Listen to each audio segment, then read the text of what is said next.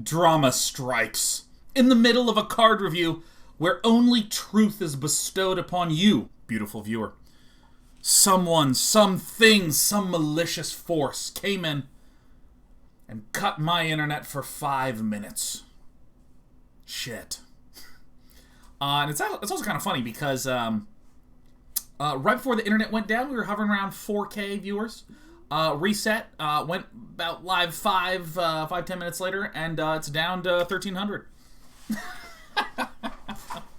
Goes to show you how tricky internet can be. That's always kind of weird when it's like, oh, hey, my internet went down briefly, and my hourly wage dropped by 70%. But it will climb back to where it deserves to be, but I don't know, it's always kind of funny to see that sort of stuff happen. We've done white and blue and black and red. It's now time to do green. Multicolored at a land. We're at card 159 out of 285, with maybe a good chunk of that being land. So we're like getting close to like 2/3 through. Arachniform, 1 and green, enchant creature. It has +2/+2, has reach, and is every creature type. Seems kind of not very valuable. Let me actually quickly blow my nose.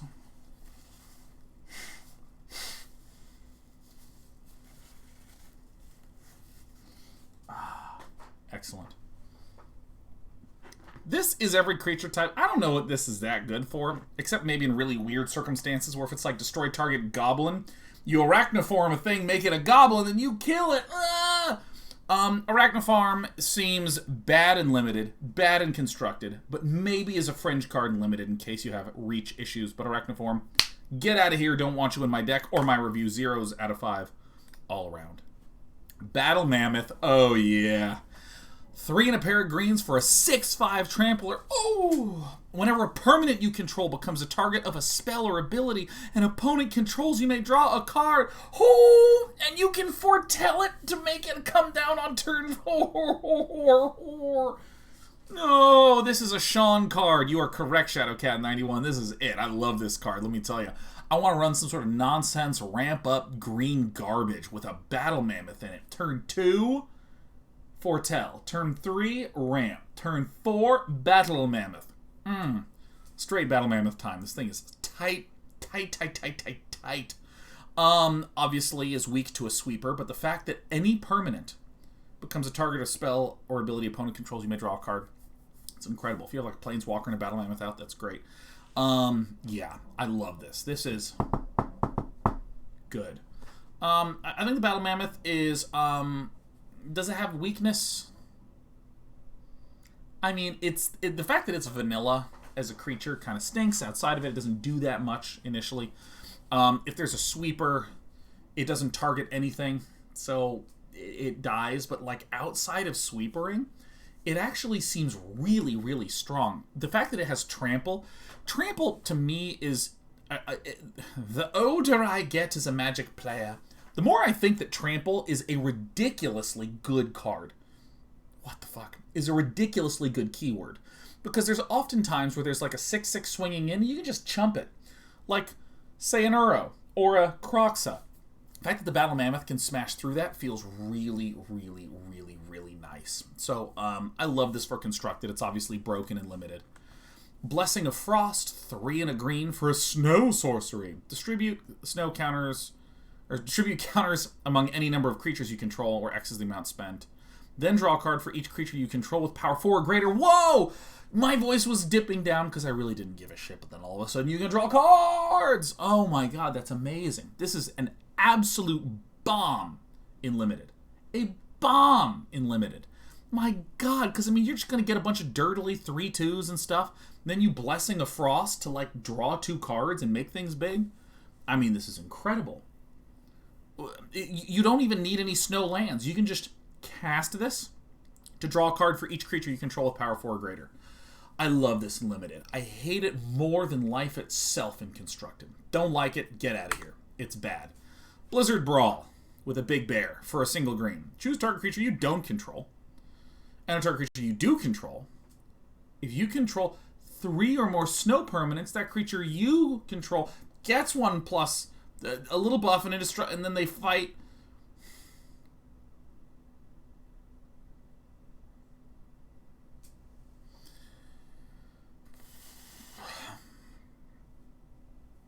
It's a fight effect for one, which is actually not that good.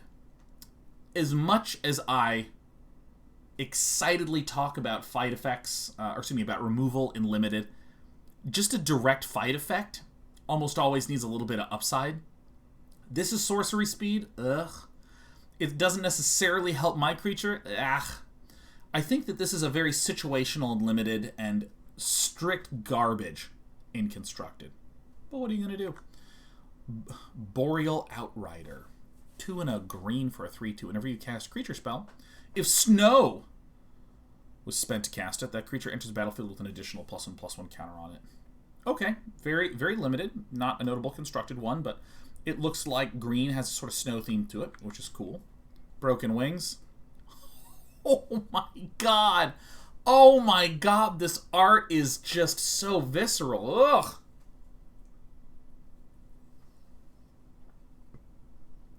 Ugh! I mean, look at that! Broken Wings already exists. Artifacts, enchantments, and creatures were flying. Actually a notable card to include in constructed, because artifacts and enchantments kind of wax and wane in terms of their efficiency and power and oomph in the format. So the fact that there is a sort of catch-all card that also hits flyers, I mean, this is just sideboard o'clock right there. This is incredible. Alright, Elderleaf Mentor 3 and a green for a 3/2. When Elderleaf Mentor enters the battlefield, create a 1/1 green elf warrior creature token. Okay. It seems that someone has grabbed me by my lapels and is shaking me to make black-green elves a thing. And I don't know if I'm going to do it. I don't like my lapels being grabbed at all. Being shaken does feel a little bit nice, though, because I'm low on human contact in the quarantine. But Elderleaf Mentor seems like a perfectly mediocre limited card that fills things and kind of makes you go, oh, I guess I have more elves. I don't know, it just seems garbage, whatever. Elven Bow, a single green. Okay.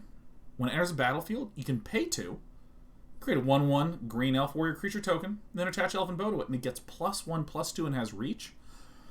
This is maybe the best creature generating equipment we've seen so far. The equipped cost is a little bit high, but I like the +1/+2 reach upside to it. And I mean, it only costs 3 to make effectively a 2/3 reacher. That feels really, really nice.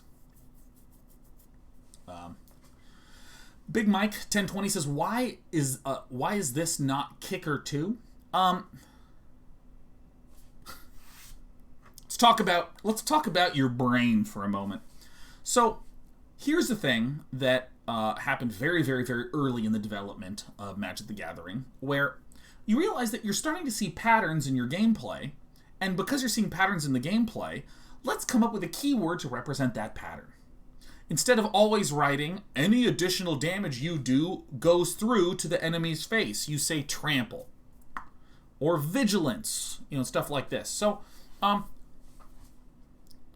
what you then might do is you might say, like, okay, well, this is great. We are going to keywordify stuff as a way to communicate things quickly. Once you've learned the keyword, you're good. However, there is a huge danger with adding too many keywords. And you might say, I don't think there's a danger with adding too many keywords. Well, I encourage you to go look up machine learning research papers, take any of them and start reading, and you'll quickly say, what the fuck does any of this stuff mean? And it's a very easy way to eject people from your game if there's so many keywords that there's not English to ground it. Because let's not forget, we all speak English. Keywords are a layer that this game isn't introduced on top of English. So it's essential to balance between English and keywording. So whenever a new set comes out, there's certain keywords that are the focus of that set. In this one, it's clearly snow. It's clearly vehicles. Foretell is a new keyword. Excuse me. And you will see in the cards familiar mechanics like this. This mechanic is kicker. You can pay its base cost up at the top right, or you can pay it plus the kicker to do something bonus. But this is not a kicker card, and it's important that there are some people that are buying Magic packs for their very first time who are seeing this, and they read this, and they get it. It's not kicker overload. Okay, it's not kicker overload.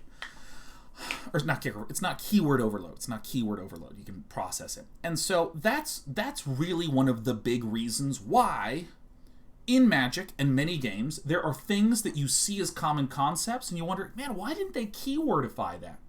The answer is you want to be very deliberate and sparing with where you use keywords. But another reason is kicker functions differently than this. For instance, if there was a card like, I don't know, Vine Gecko that says whenever you kick a spell, put a +1/+1 counter on the Vine Gecko, right? This would not trigger that. Even though it's technically kind of functioning similar to kicker, it doesn't say kicker. It doesn't say kicker, so you can't trigger it as kicker. So.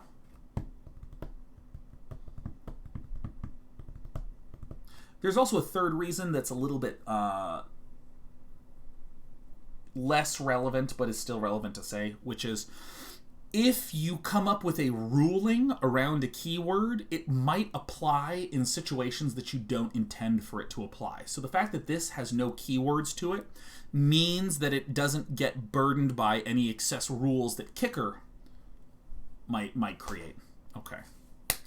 Elven Bow's neat. Moving on. Elvish Warmaster, 1 and a green for a 2/2. Ooh, whenever one or more elves enters the battlefield under your control, create a 1/1 green elf warrior creature token. This ability only triggers once per turn. Elves you control get +2/+2 and gain death touch until end of turn. Ooh. Okay. Well, awesome. I mean, there's bound to be historic elfy stuff coming up soon. This is kind of incredible. Yeah, so it can only happen once per turn, but 1/1 green elf warrior creature tokens are created by lots of things, and so you can wind up having something that generates an elf token that, again, because this is whenever one or more elves enters a battlefield. It didn't say non-token elf, it just says elf. So if you use one of those token generators to make an Elvish Warmaster, doubles it, and then you have a good payoff. So I mean, obviously very sick limited card. But you know what? I've always found elves to be terrible. Maybe not in Legacy, but I think elves are terrible.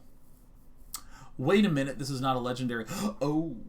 Ooh. Oh. Ha. Okay. Yeah, I don't like elves. I know that technically elves with Craterhoof Behemoth is a thing in Historic, but I don't know, elves always felt so flimsy to me, man. You get swept once, and then you know, yeah, I don't know. It's just, it's 0 out of 5 constructed. We won't see it. Esika, God of the Tree. 1 and a pair of greens for a 1/4 vigilance that you can tap to add mana of any color. Other legendary creatures you control have vigilance and add 1 mana of any color. Okay. Alright. Okay. The Prismatic Bridge is the flip side for white, blue, black, red, green for Wooburg. At the beginning of your upkeep, reveal cards from the top of your library until you reveal a creature or planeswalker. Put that card onto the oh my god. Rest on the oh my god. Huh. Okay. Okay. Well, it's time to find out a way to... Oh, wait, shit. In the graveyard, this card is a creature. So if something says bring an enchantment from the grave onto the battlefield, it doesn't matter, because this won't do it. Oh, this is actually hard to cast. Yeah, the Prismatic Bridge, the Bifrost. Ooh.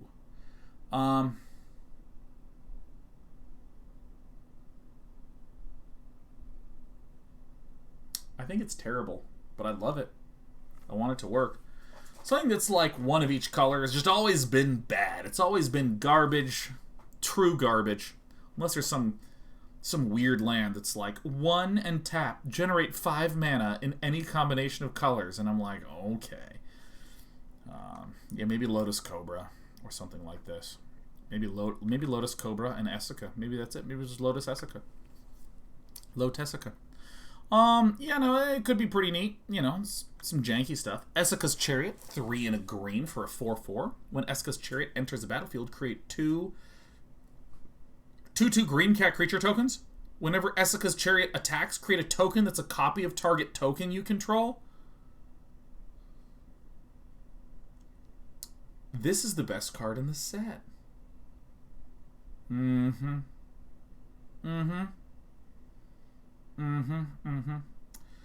Question.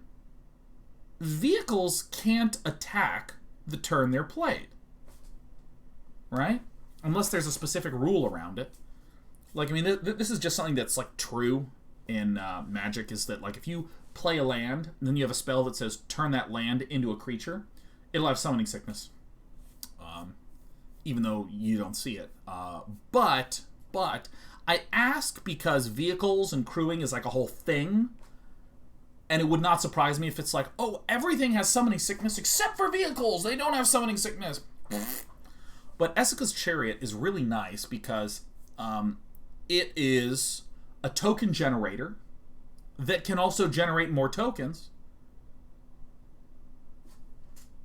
and can trade up. So for instance, let's imagine for a moment, it's turn 4, we play Esika's Chariot, we now have 2 2/2s. So we just paid 4 to generate 4/4 of stats. The next turn, our 2 cats tap to crew up the Esika's Chariot, which can swing in, even if it trades away and dies. I now have the original 2/2s I created, and then an extra 2/2 cat. Bomb and limited, and I genuinely think has legs in Historic. Standard. Ugh. I was like, Historic? I will play Esika's Chariot. Oh, fuck, you played Muxus. Oh! No, this is not a card in Historic at all. I did not mean to say that. I have lied to you, and that's the only incorrect, inadvertent falsehood that I've said the entire day.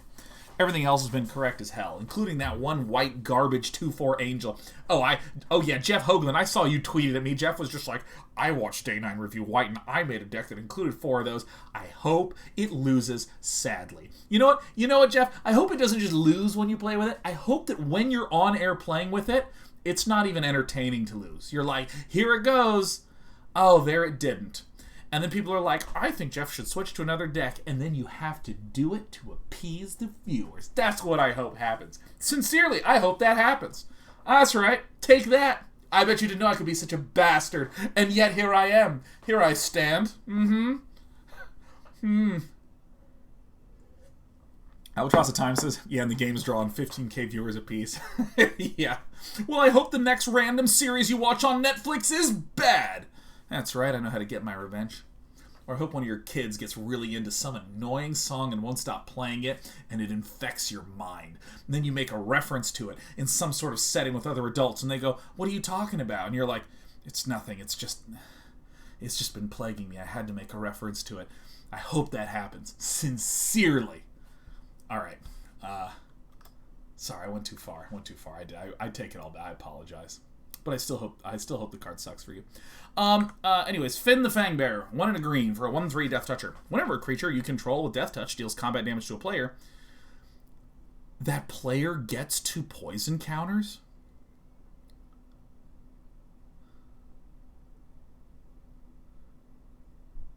Is this... I thought... Is poison back? We didn't see a single bit of poison in black at all, and now poison's back with Finn? Oh my god. For any of you who don't know what poison counters are, so you know how when you run out of cards, you lose the game. When your health gets to 0, you lose the game. And then there's some other cards that get printed that say, you know, if your health total is exactly 17 and you have a 4/4 that's 2 or more colors, you win the game. It has these weird win condition cards. Well, alternate win conditions have been explored. If you played Magic in the last 2 years, you've pretty much only seen these one fringe, one card win conditions. Well, at one point they introduced the idea of poison counters, where some creatures would have infect. And if they hit you for 3, you wouldn't lose 3 health. You would get 3 poison counters. And if you hit 10 poison counters, you instantly lose the game. So, I remember in drafts, you would be in a situation where you'd be kind of screwed. Your opponent would be at 20. and you would be at like 2 when they'd swing out, and you'd sort of have to do some bad blocks. And then there was like a card in Limited that was like Triumph of the Hordes or something, which is like all your creatures get +1/+1 and infect. So you would just swing back, hit him for like 11 damage, and they'd just like get poisoned, and they'd just like die. Was that the name of it? Oh my god, if I remember that, that's amazing. Yeah. +2/+2 infect and trample. Oh my god, that's like fucking bullshit. Yeah, so the fact that we're seeing poison counters return is interesting. This is kind of amusing. You know, like, because you can have some kind of seemingly irrelevant Death Touch creatures. Most Death Touchers don't deal a lot of damage. They're very small. Except for the black card, the God, that was a 6/6 Death Touch. For 3. Okay, so maybe Finn into her. Alright. Whenever a creature you control with Death Touch deals combat damage to a player, that player gets 2 poison counters. Damn. Oh wait, that's right. It's not infect. It's just that any Death Touch is 2 poison counters. Okay. This... it depends if there's other poison counter givers. I would give this a 0 in constructed. Maybe like a, you know, an okay rating standard. But yeah, I'm not... Glittering Frost. 2 and a green. Enchant land. Enchant land is a snow. Whenever enchanted land is tapped for mana, its controller adds an additional 1 mana of any color. Okay, so this is like turn your land into a doubly snow land. It's kind of like a slightly different variant of some other fucking card. His name I don't remember. You know, one of those other things, it doesn't matter. Not Vold Recluse. Wow, a 4/2 Reacher? Yes. Wow. A 4/2 Reacher. We normally have real pathetic Reachers. It's like, I'm a 1/7 with Reach. A 4/2 Reacher is nice. It can trade with some of these scary flyers. Very high value pickup in Limited for me. I like this a lot. Like, so much. Ugh. Grizzled Outrider. You know what? A 5 mana 5/5 is actually pretty good stats for Limited. I like this quite a bit. It's a common. I think this is going to be one of the higher value commons to try to pick up as green. To just smash in. The fact that it's a gigantic, unbelievably smooth bear is very appealing to me. But the Grizzled Outrider being an elf, I think, is another hidden synergy that's there. So it's like an elf. It's like an elf, but 5/5 for 5 with the smooth bear. Love it. Why is my thing flashing white? Let's cut that out. Okay. Guardian Gladewalker for 1 and a green. Changeling. When Guardian Gladewalker enters the battlefield, put a +1/+1 counter on target creature. Very bland, typical green stuff. There's always one of these. The fact that it's a shapeshifter is kind of neat. Pseudo-interesting. I'm every creature type. You got it, man. Yeah, actually, Mattman W says this is the only card without a paragraph of rules text. Yeah, I think this is the only vanilla card we've seen. Is that right? Is that it? Something? Skip. You know, whatever. Horizon Seeker, 2 and a green. Boast. Search your library for a basic land, reveal it. Put it into your hand, then shuffle your library. Boo! Boo! Oh, man. Boo. Why isn't it Boast? Search your library for a basic land and put it onto the battlefield tapped! Oh, come on!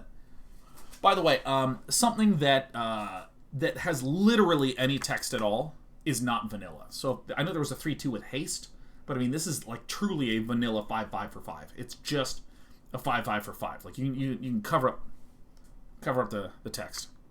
I think that's the only vanilla one. All right. Icehide Troll. Ah, yes. It's the people that start posting the instant subscriber-only chat gets turned off. Ah. I tease. 2 and a green. Icehide Troll gets +2/+0 and gains indestructible until end of turn. Tap it. Tap it. J. Ryan Taylor says, wow, mean. That's right. I'm secretly a mean person, J. Ryan Taylor. Bet you're not surprised.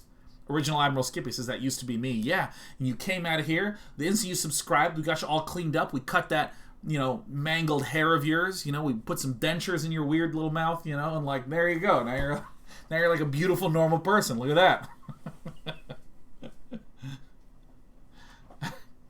Kilo Geno says, it's me, and posts the funniest looking email I've ever seen. And Admiral Skippy says, oh, no, Sean, I'm still gross.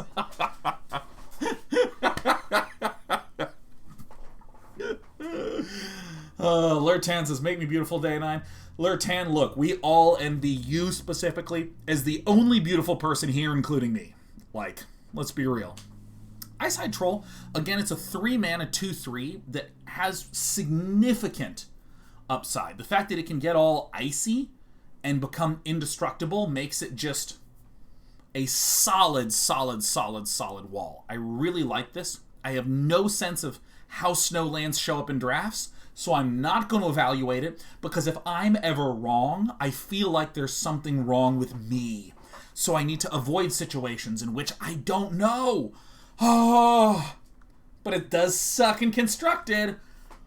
Oh. In Search of Greatness. Ah, yes. Here's me, and here's all of you. There you are again. You look like this, you act like this.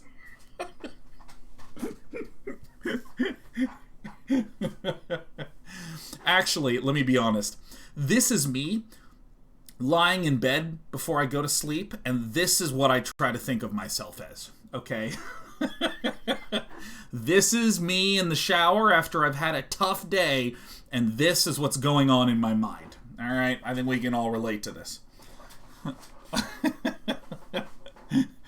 I gotta start identifying you and me more in these cards. Alright, In Search of Greatness. It's an enchantment for a pair of greenies. Beginning of your upkeep, you may cast a permanent spell from your hand with converted mana cost equal to 1 plus the highest converted mana cost among other permanents you control, without paying its mana cost, if you don't scry one. Okay, so if I played this, it's 2 mana, which means the next turn I can cast something for 3 for free, because I have a 2 mana permanent. It's In Search of Greatness.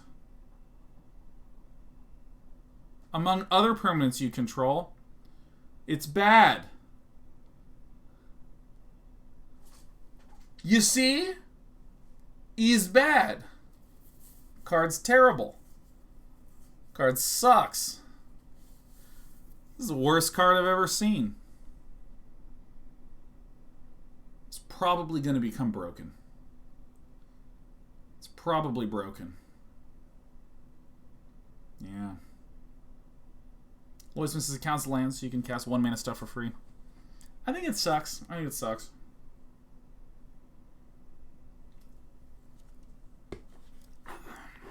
probably going to get banned.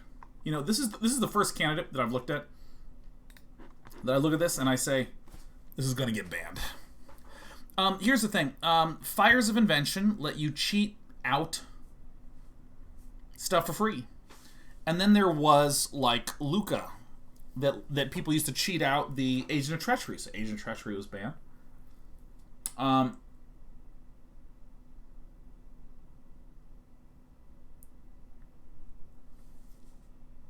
And it stacks. Fires of Invention didn't stack. The thing that's tricky about this, I actually would want 2 of these early. Because if you have 2 of these, they reference each other in the form of looking at it. You'd need some card draw.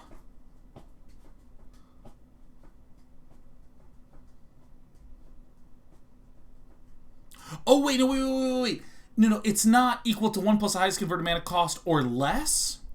It's just strictly, if I have a 3 mana thing, then it lets me cast a 4 mana thing, and that's it. Whew! Okay, the card is fucking terrible. Oh, what a relief. It's so bad.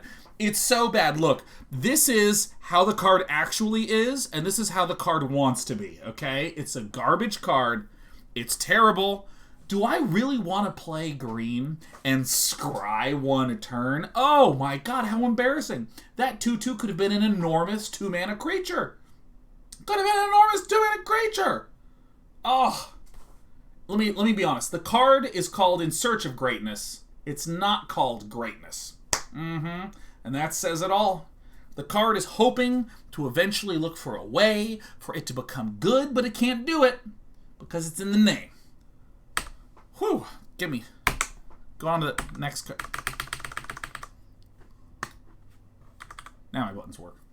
Jasper Sentinel. 1 green for a 1/2 reach. Tap an untapped creature you control. Add 1 mana of any color. Oh, so it's sort of like tap 2 to make 1. Interesting. It's an elf. It has reach. It's okay. It's okay. This is an okay card. It's okay. It's very okay. It's a limited card. It's not a constructed card. Jorn, God of Winter. Oh, yeah. Oh, my God. It looks like someone past their prime cosplaying as Geralt. Oh, yes. Pose for me. Honey, get the ferret out of the shot. I'm trying to look cool. 2 and a green. Whenever Jorn attacks, untap each snow permanent you control. Oh, my God. Oh. Oh. Alright. Well. Let me look at Kaldheim, the Rhyme Staff. By the way, if you ever want to try to get into writing, if you're talking about cold shit and you use the word rhyme, you're in the club. Alright? If you write about cold stuff, you don't use the word rhyme, you don't even get to eat at the cafeteria. You get the hell out of there. This is for rhyme folk only. Kaldheim, the Rhyme Staff. 1 blue-black. Legendary snow artifact. You may place target snow permanent card from your graveyard this turn. If you do, it enters the battlefield tapped.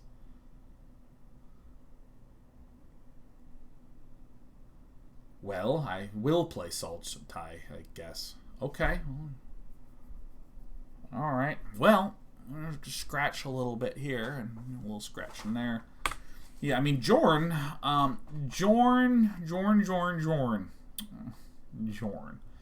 I mean, the fact that you can play stuff from the graveyard is ridiculous.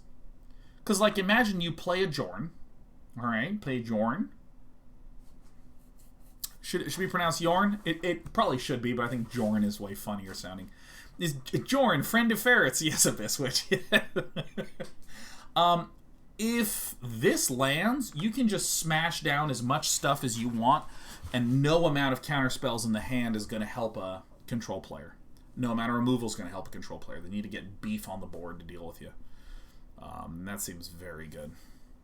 So this is probably some 5 stuff. I mean, even in draft, again, I don't have a good feel for how much snow shit shows up, but I mean, if you can Kaldheim out some snow shit, you just get the whole bunch of snow stuff. It's amazing. King Harald's Revenge. I was at an airport once, and a wife was just yelling at her husband. His name was Harold.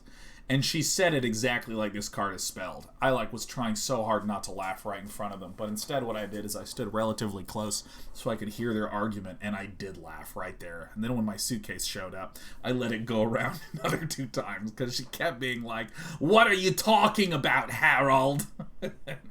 He kept going, "Quiet, Virginia."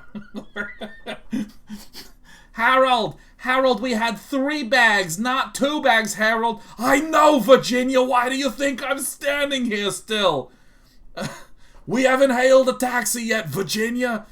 Oh, my God. King Harold's Revenge. Well, he's mad now, let me tell you. 2 and a green. So on a turn, target creature you control gets +1/+1 for each creature you control and gains trample. It must be blocked this turn if able. Oh, Harold! I'm making them block me, Virginia. This card is incredible. Because, imagine 1 dirtly creature, and you give King Harold's Revenge on the dirtler, and then your non-dirtler gets to swing in and they have to block the dirtler. Isn't that sad?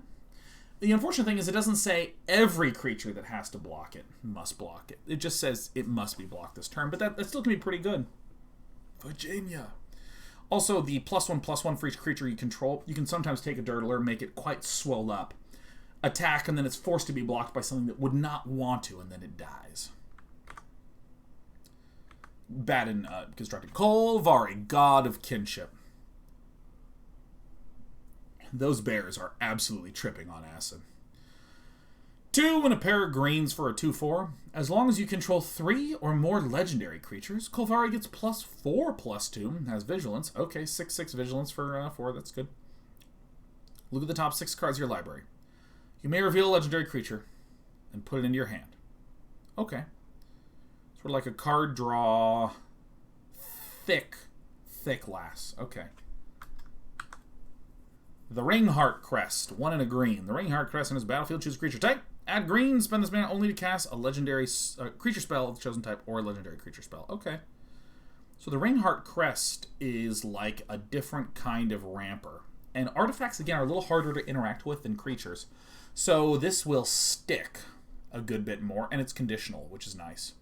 Can't generate mana for spells and stuff like this. This is the first one that I'm going to say is a 0 out of 1,000. It's the worst card that's ever been printed that says legendary on it. I don't like this card. This is a bad card. This is a bad card because what am I looking to do? Jump through a bunch of hoops to get a 6/6? I could do that with 1 card, easy. Just give me Colossal Dreadmaw. Boom, I have a 6/6. That's it. The finding of other cards is okay. I mean, giving her vigilance allows her to attack and then find stuff. It's not. It's just bad. It's a bad card.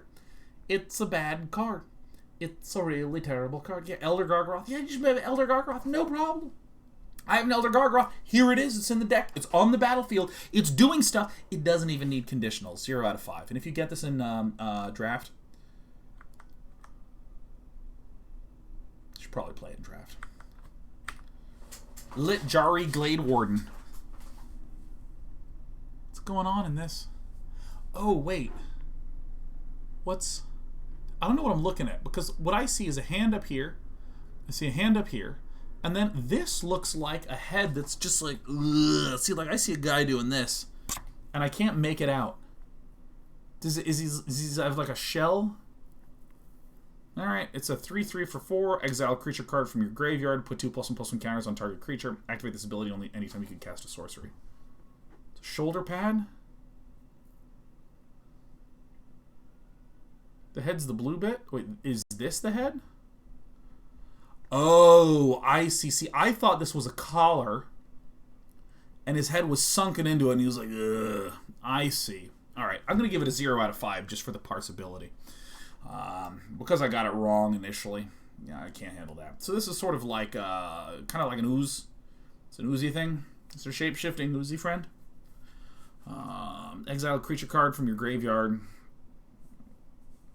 You know. It's good because it can like win a game on its own. But you can only activate this ability at sorcery speed. So if you're trying to get huge, you can't block. I like blocking when I get huge. Mammoth Growth. Target creature gets mammothly. Oh, and I can foretell? Oh!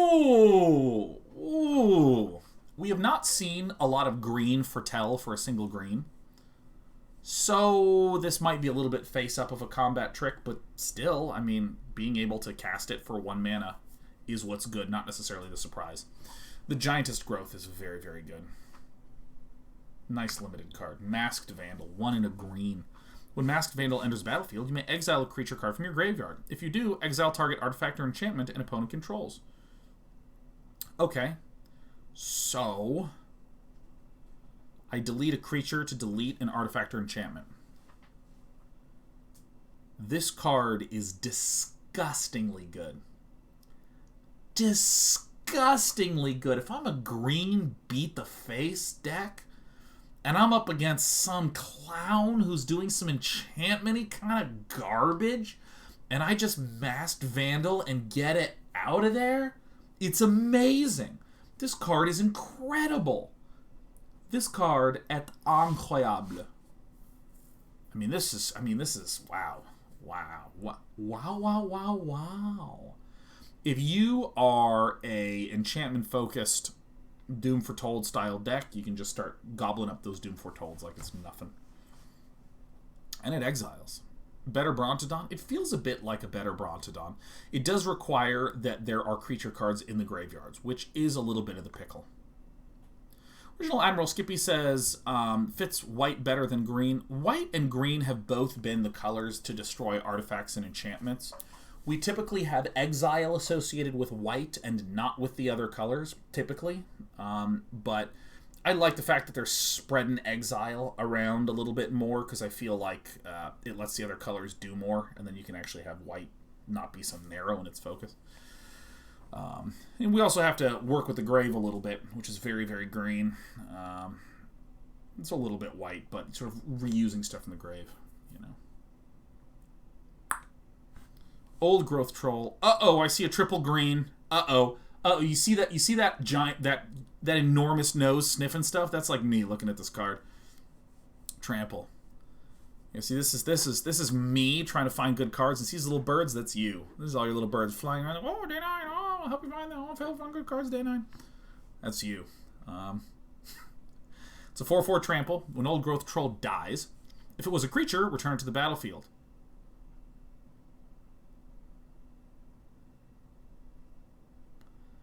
It's an aura enchantment with enchant forest. What? If it was a creature, return to the battlefield. It's now an aura enchantment with enchant forest you control, and, quote, enchanted forest has add 2 green and 1. Sacrifice this land. Create a tapped 4/4 green troll warrior creature token with trample. So let me get this right. If you kill my huge thing, I get to ramp. And I can ramp into some good stuff until I'm tired of ramping. Then I can sack all my lands and make big tapped green warrior troll creature tokens. Yeah. Yeah. I love upgrading my forest. This is a good card. This is my favorite card I've seen so far. It's not even legendary. I can instant speed at end of turn summon a 4/4 and win more. Oh, yeah. We can also blow up all of our own land, which is great for the land destruction stuff. This is incredible, man. I can just sack all of my forests. Like, imagine playing this on turn 3, this on turn 3, and this on turn... There's going to be this on turn 3, this on turn 4, this on turn 5. Those 3 forests each get a different enchantment. I start sacking them one at a time. Guys, I know it says sacrifice this land, but I'm going to cast a fuckload of them, then I'm going to sacrifice all the forests. You people are so semantically obsessed. That's why I'm the big, large-nosed troll and you're the little birds desperately telling me what to do. That's why that's that way. I mean, when I say, wow, this is a great sweeper, it's going to kill all the creatures. You people pop out of bushes and be like, well, technically it only kills the creatures that are on the battlefield. And I'm like, ah! Do you not speak to other people that get excited?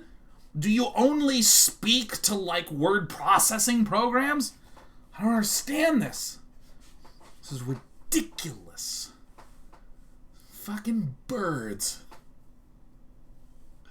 But, Sean, just to clarify, I believe that you've misunderstood the card, because when you said all of your lands, and this does not say all of it, says this, which is common in object-oriented programming language, and this card as well. Okay. I prefer not to use any sort of higher-level language. I'm not interested in the abstraction. I prefer to use the machine code directly to write my scripting. It's much more elegant. I don't use if statements, I just use go to. Path to the World Tree, 1 and a green. When Path to the World Tree enters the battlefield, search your library for a basic land card, reveal it, and put it into your hand. 2 white, blue, black, red, green. Sacrifice Path to the World Tree. You gain 2 life and draw 2 cards. Target opponent loses 2 life. Path to the World Tree deals 2 damage to up to 2 target creatures and a 2 and a 2/2 and a bear 2. 2-2-2-2. Alright. See. Up here, you see where all these tentacles are? That's where the stream's going. And here is all of you that saw this email that I went live. There you are.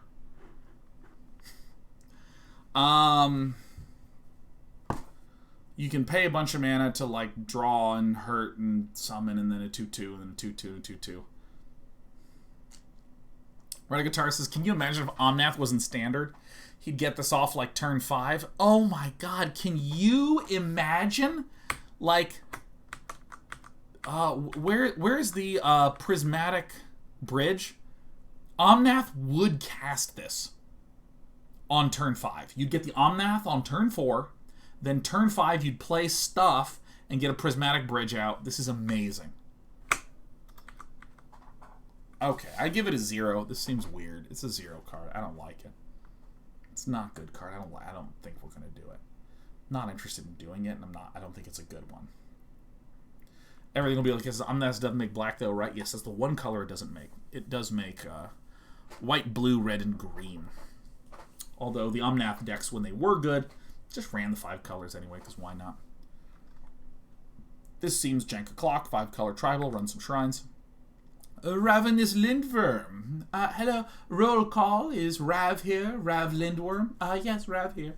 4 and 2 green for a 6/6. When it enters battlefield, you gain 4 life. Okay. You are a less good Palaka Worm, and thus I look down. Not a chance. I would like a 7/7 for 7 that heals for 7. Realm Walker, 2 and a green for a 2/3 changeling. You may look at the top card of your library anytime. You may cast creature spells of the chosen type from the top of your library. Realm Walker. Elf Walker. I think a Realm Walker, Elf Walker would be really good to slam down and just start peeling Llanowar babies off the top. That could be interesting. This could be interesting. Obviously, it's an exceptional limited card. Exceptional limited card. Because there's a pretty narrow type set here in limited. So, I mean, it seems very, very good, but, you know, so far red has been our, the jank that we want to make out with. I want to press my lips against the red cards in this set. It's just incredible. 3 and a pair of greens for a Tree Folk 5/4. When Rootless You. Oh no. It's a Rootless You. Get him, Roots. It's a Rootless You. When Rootless You dies, search your library for a creature card with power or toughness 6 or greater. Reveal it and put it in your hand. I have no roots. Oh no. Oh man. Roots of Wisdom. 1 and a green. Mill 3 cards. Then return a land card or elf card from your graveyard to your hand. If you can't, draw a card. I can't even tell if this is good or not. I have no way to tell if this is good or bad. But I think it's terrible. And again, if I'm ever confused, it's bad. The year is 2021. If I'm on the fence, it's no. This I feel like this card represents an indecisive, unsure designer. So mill 3 cards and then return a land card or elf card. I mean, if you can't, just draw a card. Like it feels like a design kind of went somewhere. They actually just wrote the like change history as the card text and printed it. I'm sure there's some interesting aspects to it, but whatever, YOLO, etc. Shadowcat says, hey, does anyone know what time to pre-release stream? Because the schedule says Dota. Wait, does the schedule say Dota? Oh, God, it's my face. Get that out of here. Oh, it shouldn't. Shouldn't hold me. There it is. There it is. It's a 1. There we go. This is Kaldheim Early Access. Kaldheim. Kaldheim. There's What the Deck with Brian, which is... the What the Deck is Giants versus Dragons. And then Call of the Sea, and then Kaldheim, and Kaldheim, and Kaldheim. Okay. You're looking at the wrong schedule? Yeah. Wednesdays do tend to be my Dota days, so they do tend to be my Dota days. And I do have a Dota thing on the schedule for when Kevin gets back from DPC, but like when you said that, I was like, did I fuck up my schedule? Oh my god, fuck. Roots of Wisdom. Alright. Rune of Might. Oh, it's one of these things. I'm not interested in runes. I'm not interested in runes. Not interested in this. I'm not interested in this. Shadowcat says, I'm so sorry. No, don't worry about it. That was totally not a deal. Don't even worry about it at all. listen, if I'm actually being Sean Plop, don't even worry about it. It's totally fine. If I'm being this bizarre anti-Sean that I've been throughout this entire stream, then you bet we're going to find you in one of these cards, Shadowcat. Oh my god. I mean, these runes seem interesting in limited, but again, the most notable text is that when it enters the battlefield, you draw a card. So, you know, I'm just not that into them. I'm sure that there's going to be some limited experts and some LSV and Ben Starkers going to be like, the runes are the best cards in the set. And then I'm going to just say, well, you sound like that. So, you know, let's take that. If I can't win in terms of an argument on the merits of a card, I will go ad hominem on a dime.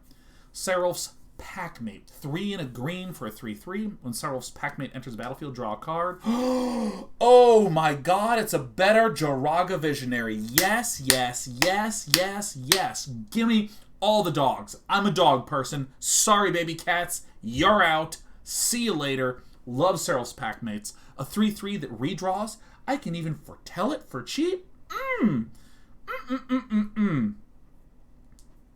It's a dog, though. Did I say I'm a cat person? I thought I said I'm a dog person. See you later, baby cats. Did I say that? It's not a dog, though? Oh my god. It's not a dog. It's a wolf. I'm telling you, you semantic bush dwellers coming out. Look, this thing has 4 legs, a furry tail, is howling at the moon, and you're like, well, it's actually a wolf. Like, you take anime too seriously. Get out of here. Can't believe it. Just listen, a wolf is a type of dog, and a dog is a type of crab. This is how I understand the world, and if you think differently, you can go somewhere else. That's why we have a crab emote, because it is the superset of all animals. Look, if you just take a crab and you crack the shell off, there's fur and a tail and yelling at the moon. That's how it works. That is a really happy crab emote. This is like the happiest crab emote in the whole world. Look at it. This is so good. Oh, look, Varel, there's a dog tribal. The semantics are important here. You are 1 second away from earning a 2-second timeout, Velrath. There's going to be a timeout on your permanent Twitch record. And other mods are going to be like, oh, who's this Volrath character? Oh, he has a timeout. He must have done something horrible. Because we don't time people out here. I mean, we actually do it all the time. But, like, this. Romnus says, can I get a timeout? Absolutely, you got it. Let me go ahead and give you a little quick timeout here. Romnus, you've been a long-time viewer here. Let me go ahead and slash timeout for Romnus1. There he goes. 1 second timeout. Go fuck yourself. Thanks for watching. Alright, so this is Sarulf's Packmate. I like the card in limited. It's quite good. Sculptor of Winter. 1 and a green. Untapped target Snowland. Ah, yes. Ah, yes. Look, this is you when you've just picked this deck from the internet. That's you right there. Where you're like, I am a genius. Copy paste. I am so smart. That's you. This is you right here. This was your expression when you saw me going, aha, he thinks a dog is a wolf. Alright. Elf Rogue, it's a 2/2 for 2 that lets you untap Snowlands. Hey, what's wrong with your ear? Come to my sleepover. We're gonna eat ice cream and eat popcorn and watch movies and talk about boys and braid our ears. Man. Look at that ear. I mean, what I like to think is that you need like 4 or 5 Q-tips to properly clean this thing. Like this is actually a little bit of a liability in terms of personal hygiene. But again, this is you. I wouldn't expect you to clean anything up in there, you know. Ugh. Oh my god, it smells like a Sculptor of Winter's ear in here.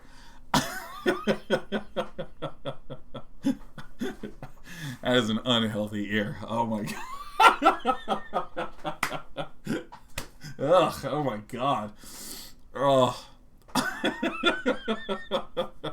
Oh, it's been a long day. And we still have like 100 cards to go. Oh shit. Snakeskin Veil. 1 green.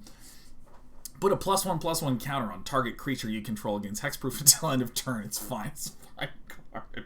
Oh shit, I've hit the giggles. smells like a sculptor winner's ear is the funniest thing. Like, the timing of it is just perfect. The cadence, it's just long enough, and then it ends in a one-syllable word. It's so good. Oh, shit, this card is actually pretty good. Oh, fuck, that is hilarious. Oh, woo! Alright, Snakeskin Veil. Put a +1/+1 counter target creature. Gains hexproof until end of turn. This is actually very, very sick. In Constructed, it's very sick. Like, so much of, control versus big green creatures and stuff is just like single target move, sweep, this sort of thing. The fact that it's hexproof, shit, man. You might get some mono blue splashing green for a Snakeskin Veil. It's really good. Yeah, it's a +1/+1 counter. Get big, get hexproof. Get big, get hexproof, get your ear cleaned. Spirit of the Alderguard. 3 and a green. For a snow creature, it's a bear spirit. God damn it, that was just so funny. Oh, shit. I mean, we're screwed. I'm going to be giggling the rest of this stream. I have caffeine and I have water. That's it. When the Spirit of Alderguard enters the battlefield, search your library for a snow land card, reveal it, put it into your hand. Not the battlefield. Shuffle your library. Spirit of Alderguard gets +1/+0 for each other snow permanent you control. I don't know how often you get snow land. This sucks unimaginable amounts of ear in Constructed. However, in Limited, I think it's also still kind of bad. So we're just going to go... We're not going to worry about it. We're just going to be like, it's a beautiful bear. We like the bear art. Maya Copa. Struggle for Skemfar. Struggle for Skemfar. Here's the two people who are in a struggle for Skemfar. 3 and a green. This is you, by the way. This is both of these people. This is you. This is you grabbing one of you by the lapels and going, "Are we as dumb as he's making us? Are we really this ridiculous?" Put a +1/+1 counter on target creature you control. Then that creature fights up to one target creature you don't control, and you can foretell it for 1. I mean, I think the struggle for Skemfar is... And by the way, good ear hygiene on these ones. Not like this, just... This twisted dirt vortex, man. It's just abs like all those little nooks and crannies and fold where crust can form. Ugh. Smells like a sculptor of winter's ear in here. I don't even want to think about it. It makes me get... Like, let me tell you. Never gonna tell this one a secret. You know what I'm saying? I don't want to get anywhere close to there. There's a reason why the ears aren't pierced. Who will go near that thing? Alright.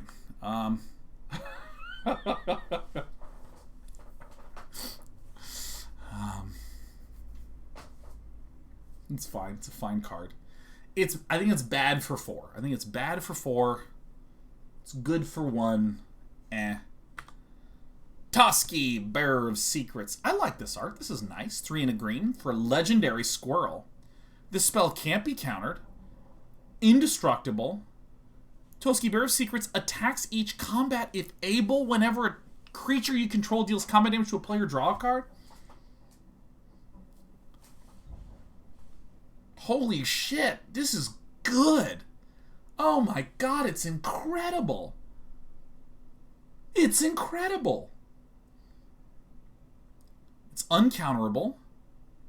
It attacks each combat if... Oh my god. Wow. I mean, I don't really see a downside. An unkillable 1/1 with card draw. I mean... Yeah, I mean, this is 100% legendary... Or not legendary. Constructed playable. Like, 100%. I like green decks that are not, like, ramp and try to gack down a 5-mana card as fast as you can.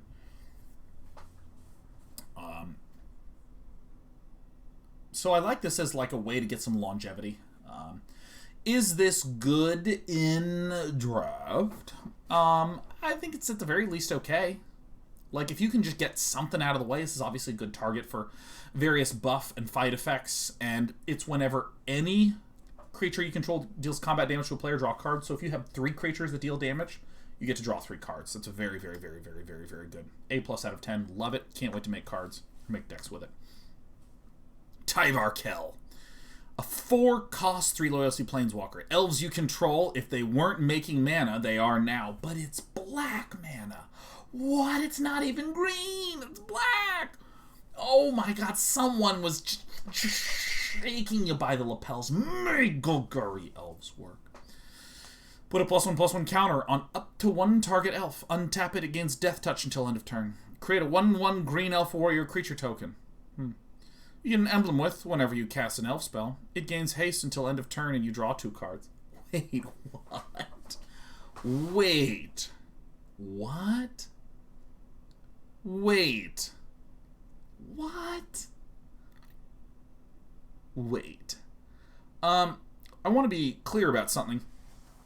If you activate the emblem, which doesn't seem fully not doable, but, you know, if you do it, whenever you cast an elf spell, stuff happens, which means not when it arrives, not when you cast an elf spell and it hits the battlefield. This is just whenever you cast it.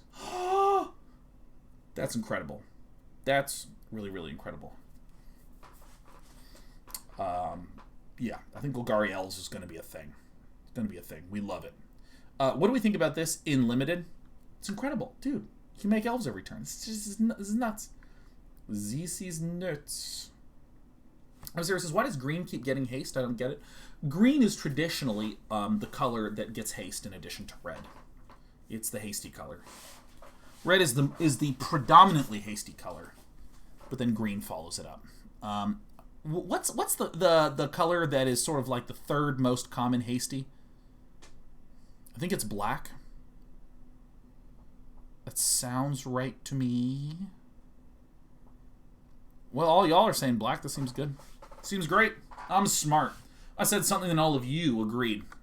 And you're the best. Vorinclex. Monstrous Raider. 4 and 2 green for 6/6. So far, I love it. Oh my gosh, it is. It's a Phyrexian Praetor. My favorite plane in all of Magic is Phyrexia. Trample and haste. Oh! If you would put 1 or more counters on a permanent or player, put twice that many of each of those kinds of counters on that permanent or player instead. If an opponent would put 1 or more counters on a permanent or player, they put half that many of each of those kinds of counters on that permanent or player, rounded down. Oh. Question. Suppose that I have a Planeswalker with a +1. This will make the loyalty here go from 4, or go from 3 to 4. So my understanding of this is that if you +1, you're actually +0ing. Oh, yeah. Oh, yeah, and if I +1, it would become +2.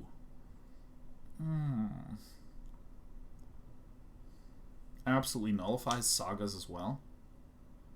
Yeah, because you put 1 chapter counter on there.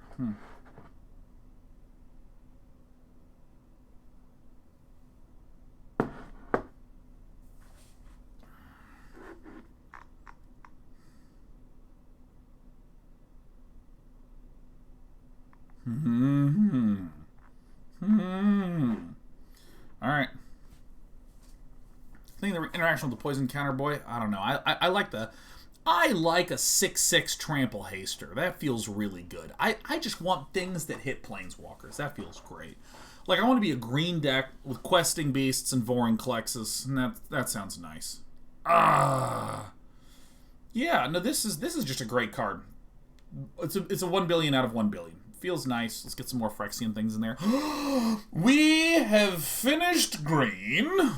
It's time for the multicolored. We're at card 200 of 285, so we're going to plow through a bunch of good shit. Multicolored time. Aegar, the Freezing Flame. Hey, look, it's Jakiro. 1 blue-green for a 3/3. Whenever a creature or planeswalker an opponent controls is dealt excess damage, if a giant wizard or spell you control dealt damage to it this way, draw a card. So if you have a 1 health thing and I deal a Bone Crusher Giant's 2 damage worth of thing, and I have an Aegor out, I get to draw a card? Oh my gosh. Is so good.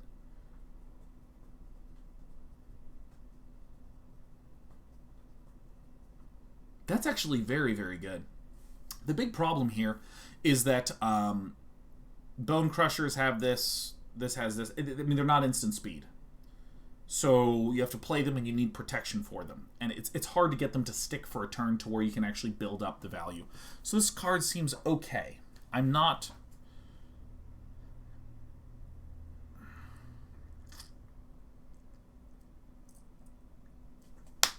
Card's garbage. 0 out of 5 in constructed. We don't like it at all. It's not good. It's very good limited, very bad constructed. Just gonna say it. Irony slays the troll. Okay, so if you don't know how Sagas work, you play it, and then on the turn it comes out, it does the thing after 1. We call it Chapter 1. It does the Chapter 1 effect. The next turn, it does the Chapter 2 effect. The next turn, it does the Chapter 3 effect. And then it gets sacrificed. So, target creature you control fights up to 1 target creature you don't control.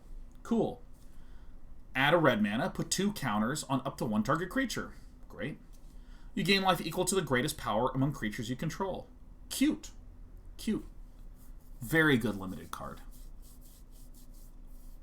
It's a fight effect that can make a creature bigger, get you a little health. It does it all in limited. It doesn't do anything at all for me in constructed, but it seems neat. Really cool. Really cool. Ascent of the Wordy. 1 white, black. Choose a creature you control. Until your next turn, all damage that would be dealt to creatures you control is dealt to that creature instead. Ooh. So, for instance, if I swung with 6 creatures and just targeted an indestructible one, everything would get targeted onto that. So, for instance, if I had a Brash Taunter and I ascented the Worthy of him a few turns in a row, nothing would happen because when the hell am I going to get other creatures out? Yes, very good, yes, yes, yes. 3, return target creature card from your graveyard to the battlefield with a flying counter on it. That creature is an Angel Warrior in addition to its other types. Wow, that is ridiculous. Oh my gosh, it's like a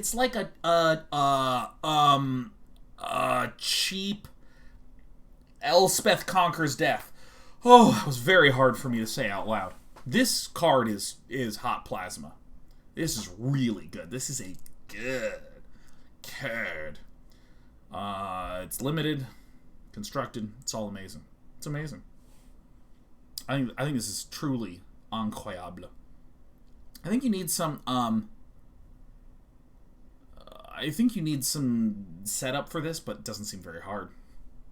Doesn't seem very hard. All right. And plus, the fact that you would play this on 3, and then on turn 5, you'd have 5 mana available to do stuff. I mean, this seems insane. Photon Journal says, it's kind of sideboardy, though, isn't it? I mean, I am thinking of this as a 3 mana in 2 turns resurrect a terrifying thing. And I think that's more than good enough. For instance, if I were some sort of Esper control deck with no creatures except for huge things, I could spend some of my early turns just being defensive, doing stuff. Then I could play the Ascent of the Worthy on turn 3 or 4, bin a giant creature, and then when it comes back, it comes out and I have all my mana untapped. I mean, that's insane. Dren says you need a dead thing by turn 6. There's a lot of ways to self-mill, put stuff into the bin, do stuff like that. I mean, I think that it has quite a lot of good stuff. So you just kind of fill your graveyard with something excellent, and then now it's a flyer. I mean, I think that it's really good. Cabbage Stealer says Thirst for Meaning is still legal. Yeah. So, I mean, I think this is very, very, very, very good. This Esper Control seems like this is going to be a nice card for it, because it's super cheap. And there's probably some way to make the first and second chapter really good. Battle for Bredegard. 1 green, white. Create a warrior creature token. And then an elf warrior creature token. Man, there is so much good token generation. Choose any number of artifact tokens and or creature tokens you control with different names. For each of them, create a token that's a copy of it.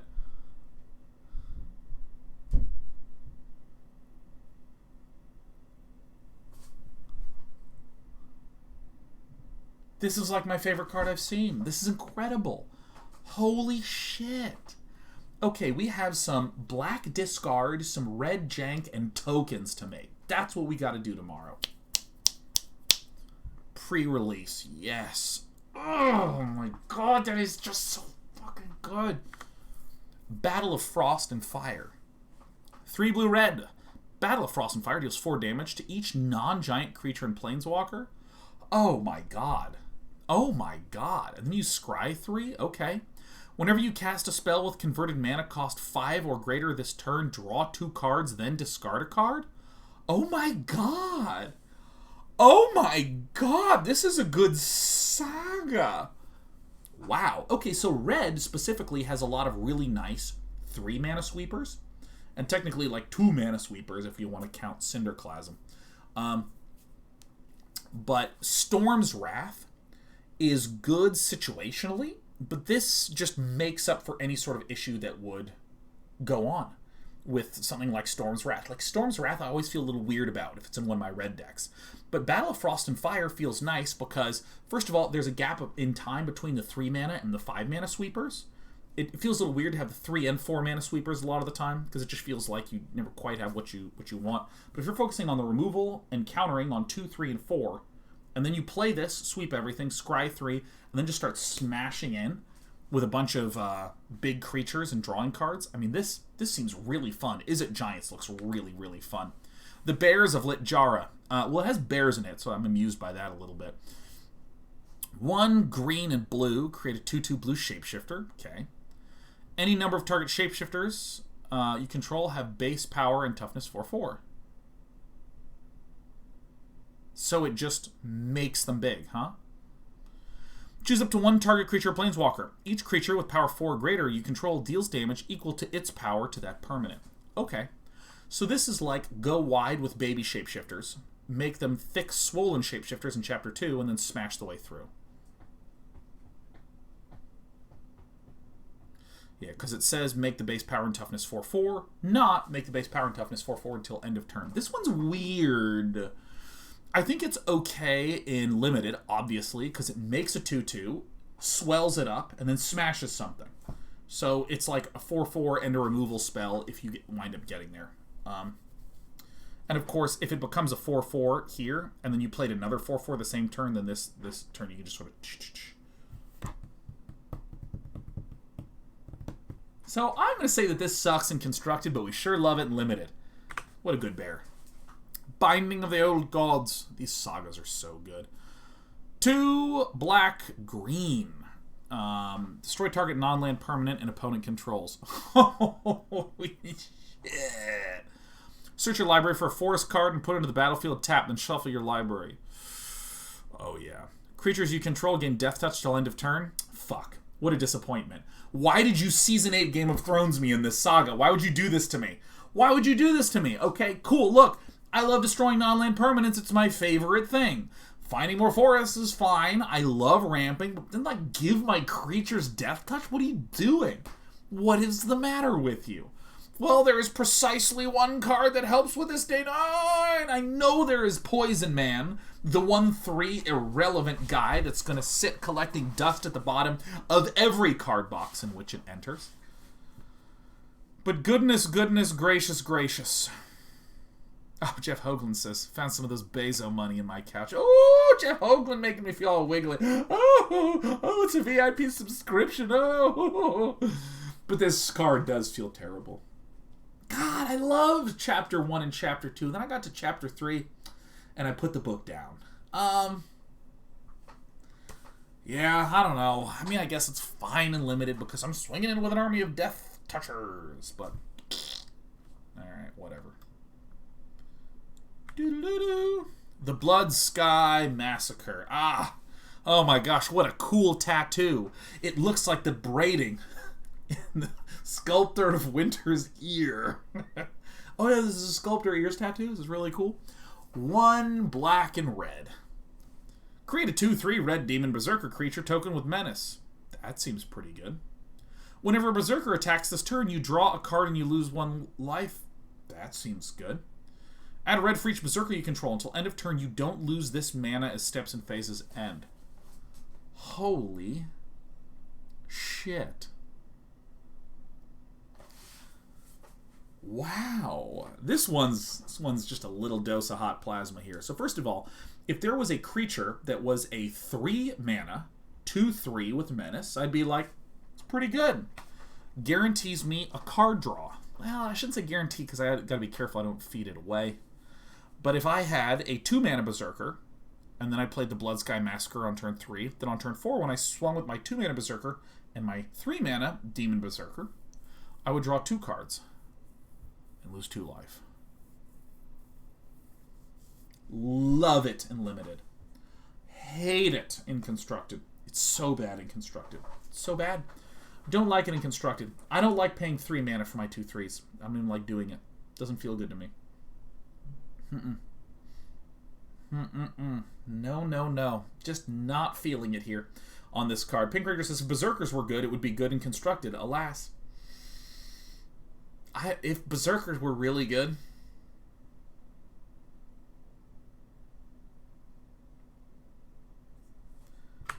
Fall of the Imposter. 1 green, white. Okay. Put a counter on a creature.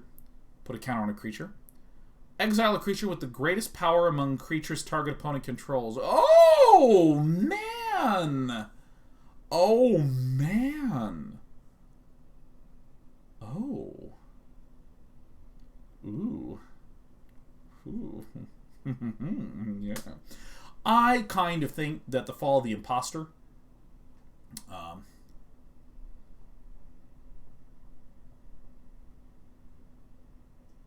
I think Fall of the Imposter is... It's tricky, because it's only exceptionally good if you're up against a creature deck with like a token deck or something like that. And I say token because it's the Selesnya colors. Fall of the Imposter, though, like, obviously if I'm like a against a control deck, 3rd chapter ain't going to do anything.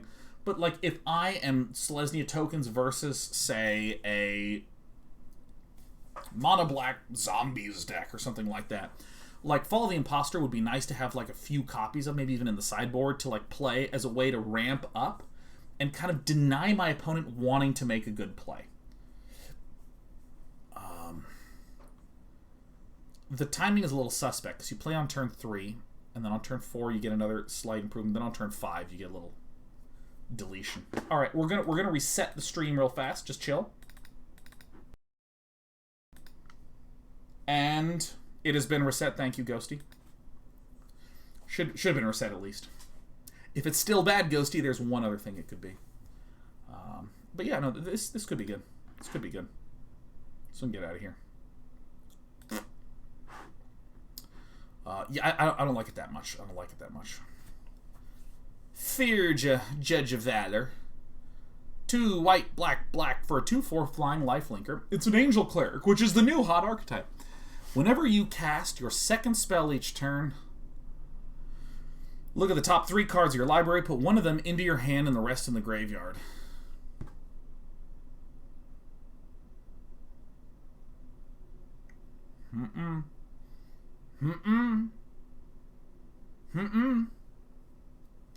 Nope. No, no, no. It's a 5 mana card that you have to work so hard just to draw something. It's 2/4 Angel for 5?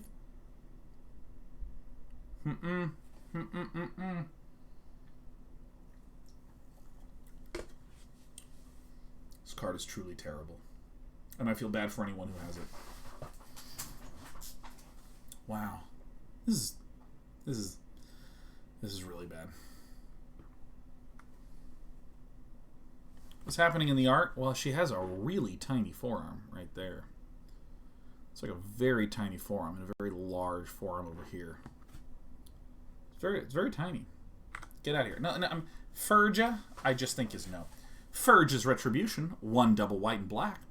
Create a 4/4 white angel warrior creature token with flying and vigilance. Nice.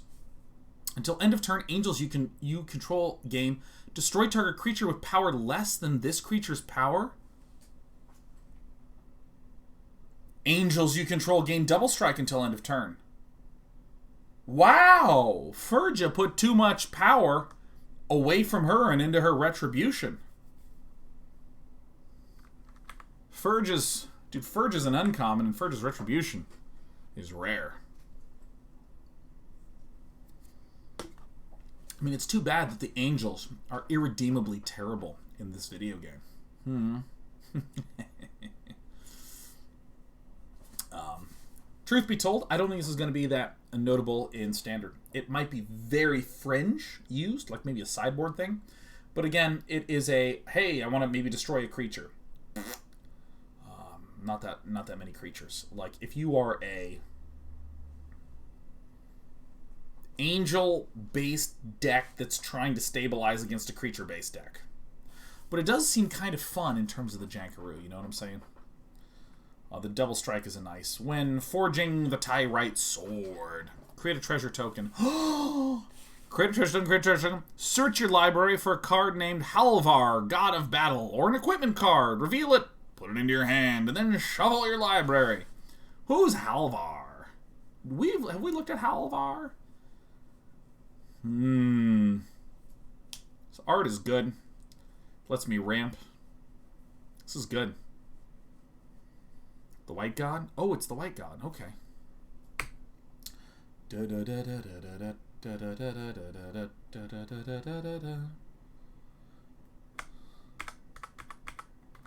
Oh, I just missed it. Alright, Halvar got a battle. Oh, no! Oh, I didn't like this card. Ah.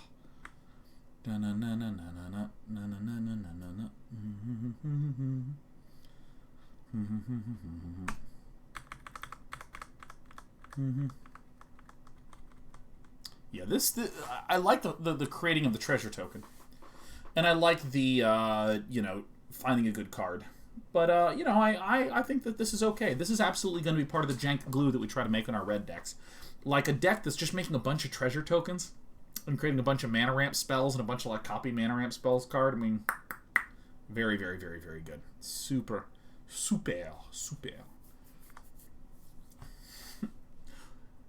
Virginia! Harold! Keep waiting, Harold! Harold, King of Skemfar. 1 black-green for a 3/2 menace.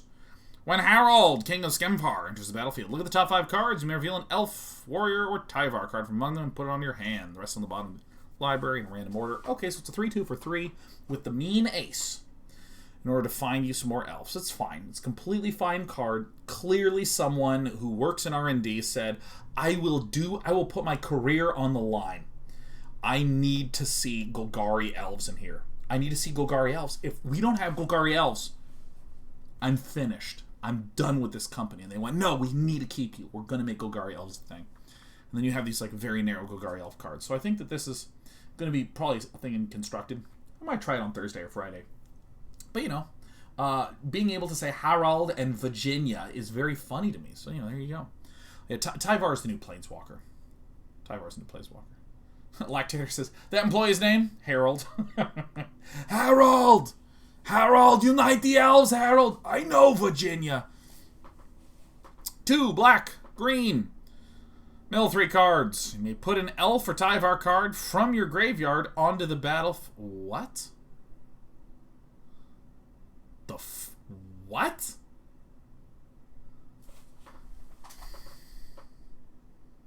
Okay. Mill 3 cards.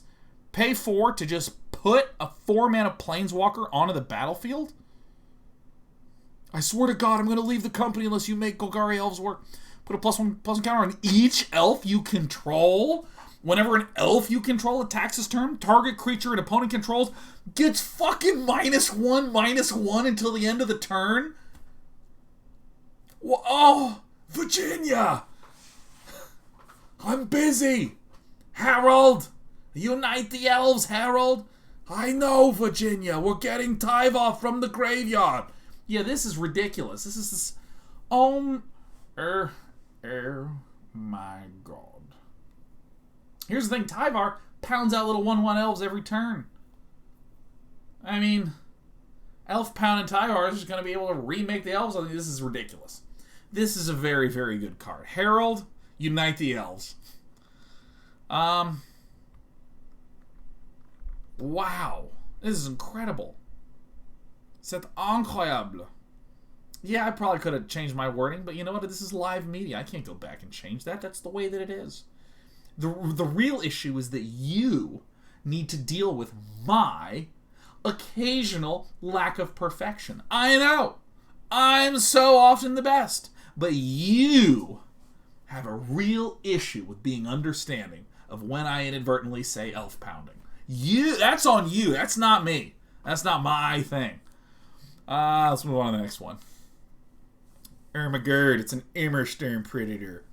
2 black, red, 3/3 flying. Whenever Immersturm Predator becomes tapped, exile up to 1 target card from a graveyard and put a +1/+1 counter on Immersturm Predator. It's on you, Virginia. Sacrifice another creature. Immersturm Predator gains indestructible until end of turn. Tap it. Interesting.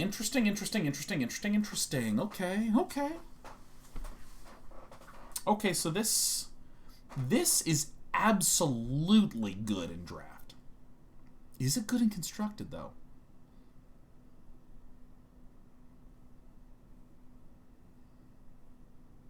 No, it isn't. It's a very cool looking dragon, but I don't think it's a thing. You have to sack other creatures to make it indestructible. Rakdos, Sakdos? Is this good in Rakdos, Sakdos? It's too pricey. It's unnecessary. It's overexpensive. It doesn't do things. Nantine 3 says top 10 in Croaky's list. You're lying. Absolutely. Pants on fire.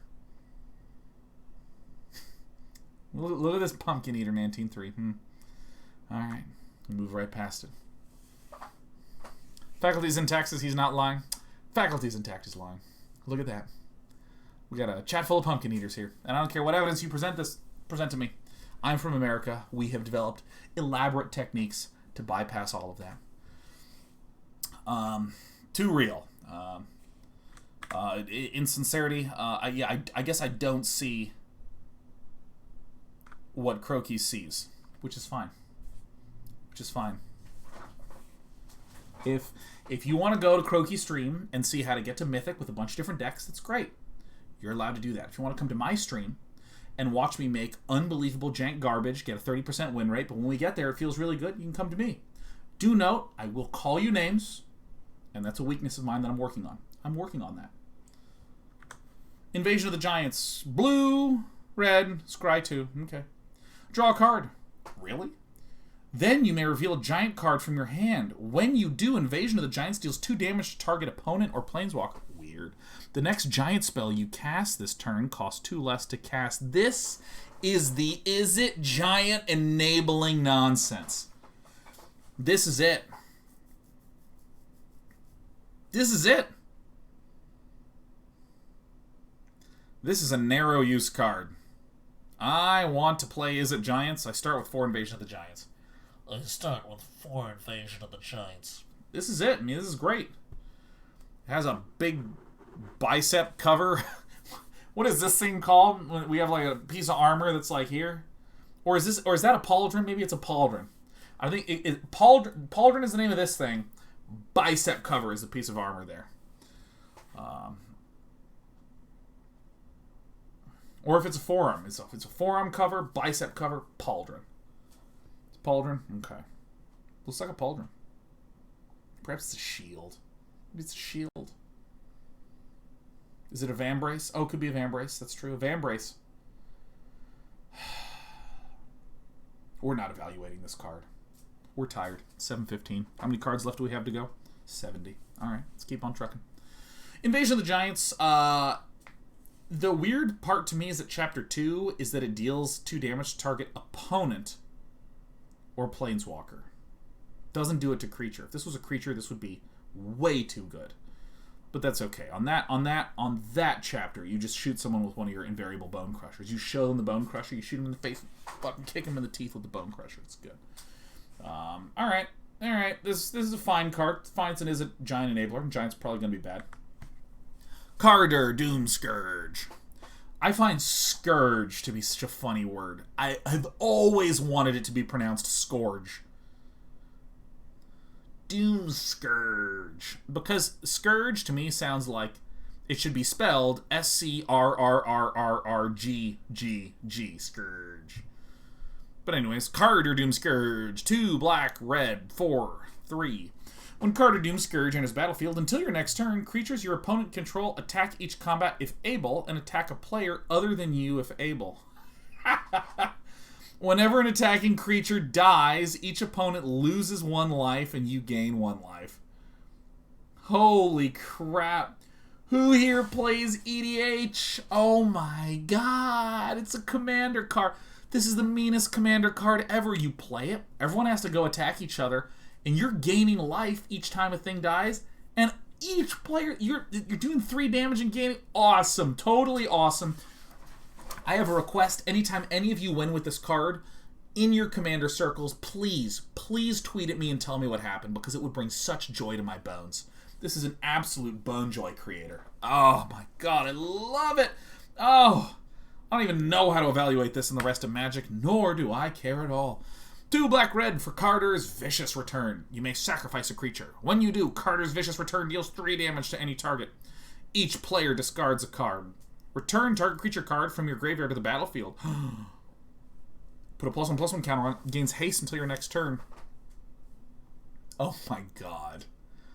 Oh my god. This card is nasty. Oh, it's a dirty, dirty card. You can zap a thing. Remember, I'm going to be playing Burglar Rat type nonsense, so I already have something to sacrifice. I can shoot shit. Each player discards a card. You know what's nice about this? I now have a way to put my biggest bear in the bin. And then Chapter 3, blam, it lands on the battlefield. It's Dracoseth. It swings in with haste. Making all sorts of gross noises. It's only creatures, though. It's not planeswalkers. So...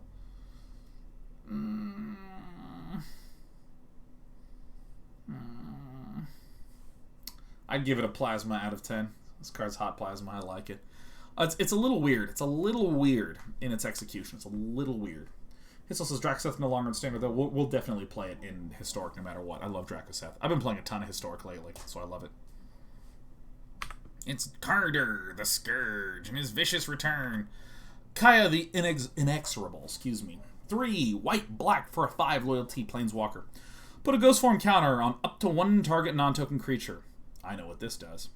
It gains, when this creature dies or is put into exile, return it to its owner's hand and create a 1/1 white spirit creature token with flying. That is not what I expected it to do. Wow.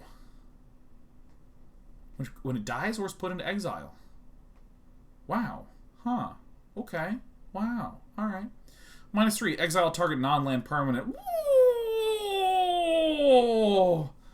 -7, you get an emblem with at the beginning of your upkeep. You may cast a legendary spell from your hand, from your graveyard, or from among cards you own in exile, without paying its mana cost. It's good. It's really good. I mean, the -3 is disgusting. Exile. Not just a creature or planeswalker, but any non-land permanent. Gross.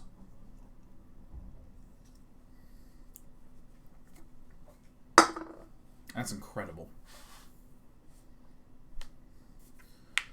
It's really good. Ghost form countering up to 1 target non-token creature.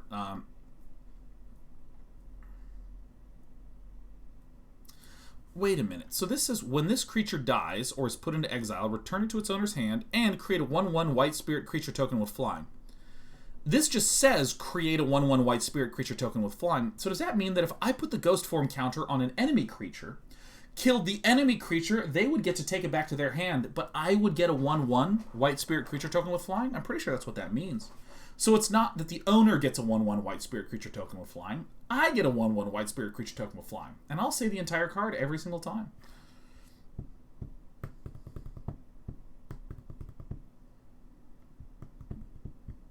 This is really good in some sort of Orzhov creature garbage. I like it a lot.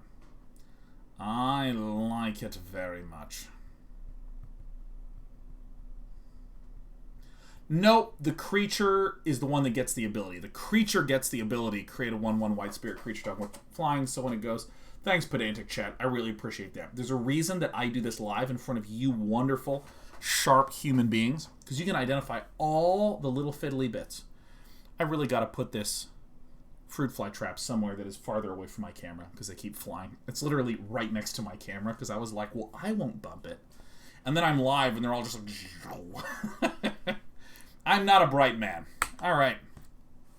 King Narfy's Betrayal. 1 blue-black. Each player mills 4 cards. Then you may exile a creature planeswalker from among each graveyard. Okay. Until end of turn, you may cast spells from among cards exiled with King Narfy's Betrayal. And you may spend mana as though it were mana of any color to cast those spells.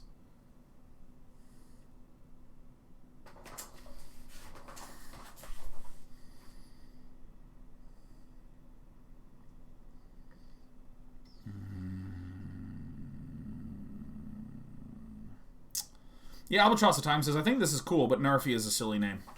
Yeah, Narfy is it's very goofy. King Narfy. This seems very, very good. I think the way that I would process this card is that this is a kind of conditional card draw, right? Each player mills 4 cards, so then what instead of like playing Divination, which is just I draw 2 cards, instead it's I exile 2 cards that I can then play in the next 2 turns. So I think that it's good. Good way to get some card advantage, I guess, or some stuff. Like, I don't know. I would rather have a Divination. 0 out of 5. Terrible. No good. Very, very, very bad. Don't even like it in Limited. Think it's a shame. Think it's a complete shame what they did to King Narfy. Cole, the Forgemaster. Red and white. Whenever another non-token creature you control dies, feels enchanted or equipped, return it to its owner's hand. Creature tokens you control that are enchanted or equipped get +1/+1. And it's a dwarf.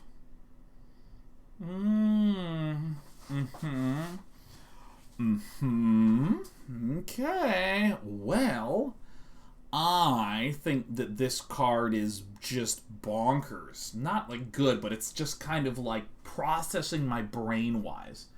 It's a little bizarre. Non-token, when they die, if they're enchanted or equipped, you return the non-token creature to its owner's hand. So this is sort of like enchantment recursion, which is nice. I feel that having a 2/2 for 2 that doesn't do very much by itself is kind of... I worry that I would set myself up for failure. How does it work with enchantment creatures? An enchantment creature is not enchanted. It is an enchantment creature. If you cast an enchantment onto that enchantment creature, then it's enchanted. Creature tokens you control that are enchanted or equipped get that. Okay. This does have some weird interaction with like Nahiri's Binding type cards. I don't know. It seems like hot garbage. Seems like steaming magma of garbage. Coma Cosmos Serpent. 3 double green, double blue. Ooh, I love 7 mana. This spell can't be countered. Ooh! Oh, it's a 6/6 that can't be countered. What's next? At the beginning of each upkeep, create a 3/3 blue serpent creature token named Coma's Coil. Oh. Sacrifice another serpent. Choose 1. Tap target permanent. Its activated abilities can't be activated this turn. Coma Cosmos Serpent gains indestructible until end of turn.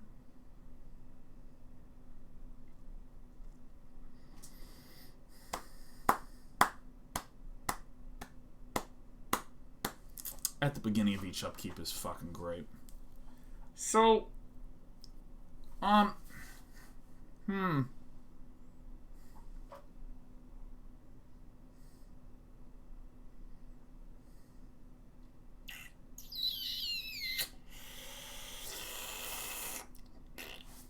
okay, so, like, look, here's the thing. If your opponent has instant speed removal, which is basically black. Like, technically red can deal 6 damage and stuff, but 6, it's a lot. But, like, if it gets to your opponent's turn, Coma's is good. It's safe, right? Because it goes untap, upkeep, draw. So on your opponent's turn, it's untap, upkeep. So then you make the Serpent, and then they draw, so then they can bop you. Everything will be okay. So don't forget about the new white path to exile. What is that? I didn't see it. They can do it in response to the trigger. No. I said untap, upkeep, draw. So at upkeep, you get the 3/3 before they get to draw an answer if they didn't have one already.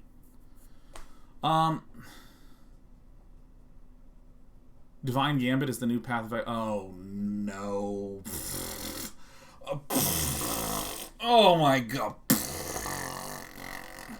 Oh, that's right. Path to Exile, one of the greatest cards ever printed. Let's talk about how good Divine Gambit is compared to a... Don't make me spray. I think Coma Cosmos Serpent is very good. I think it's going to be a strong card in the meta, period. I think it's just going to be a strong card in the meta, period. Period. You need instant speed removal to deal with it. Right? You just need instant speed removal to deal with it. And if you're like Simic Colors, is it better than Dream Trawler? I like it more than Dream Trawler because I don't need to draw fucking nothing. If you don't have instant speed removal, if I play it and you have instant speed removal, you just kill Coma and that's that. If you don't have instant speed removal, once it's your turn, it makes a 3/3 blue Serpent. And then, if you cast a sweeper, this is destroy all creatures, I, in response, sack the blue Serpent to make it indestructible, and that's good. And this is making a 3/3 on each upkeep. Not on my upkeep, but on each upkeep. Each upkeep. That card's sick. I think this is going to be a real definer of the meta. Maha. Bredagard Protector. 2 green, double white, 2/3. Other creatures you control get +1/+1. Cool. Whenever land enters the battlefield under your control, you create a 1/1 white human warrior creature token. Uh-oh. Oh, shit. I do like Naya Ramp. Ooh, this one seems really good.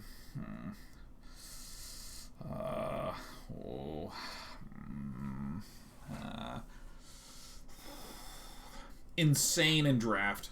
Probably terrible in constructed. Probably horrific. I mean, this is the most Selesnya card there's ever been. It's land to make creatures and anthem them. It's a legend, so you can't have more than one. We can get a whole bunch of Felidar retreats. It's a bad Trostani. Yeah, Kustar Knight, I think you're right. It does strike me as a mediocre Trostani. But I love it, and I'm going to try to do things with it, but it's insane in draft because it's a 2/3 that just starts building up a battlefield. There are no more dead cards. And all cards get +1/+1. It's quite nice. Morit of the Frost. It's a legendary snow creature shapeshifter for 2 blue and a pair of green. 2 green and a pair of blue. 0/0. You may have Morit of the Frost enter the battlefield as a copy of a permanent you control, except it's legendary and snow, in addition to its other types, and if it's a creature, it enters with 2 additional +1/+1 counters on it, and has Changeling.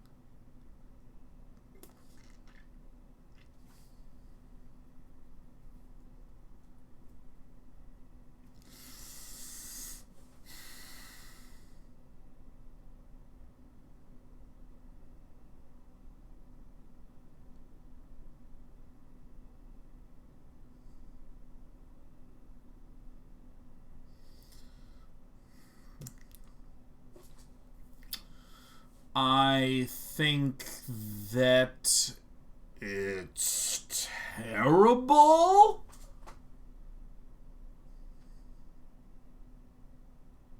I think it's terrible. Period. I think it's not good because, like, if I have a 2/2, I pay 5 mana to have it come out as a 4/4. Who cares? If I have a big creature, like an Elder Gargaroth, I'll just play a second Elder Gargaroth and then not have to have any worry about not being able to cast this. Can you imagine if you had no creatures and you had a Morit of the Frost in the hand and then you, like, had to play it and clone a land? Ugh. Ugh. So boring. And because it's legendary, it means... Well, wait a minute. If I have Morit come out as a copy of a permanent, its name becomes the same name as the other one. So if there's a legendary creature and I try to clone the legendary creature, I have 2 legends and I need to sack one, right?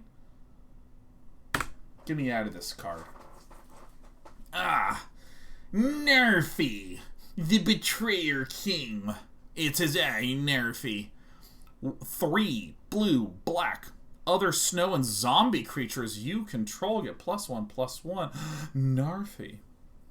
Snow. Return Narfy, Betrayer King, from your graveyard to the battlefield tapped. Holy fuck. What? This card is so good. Wait.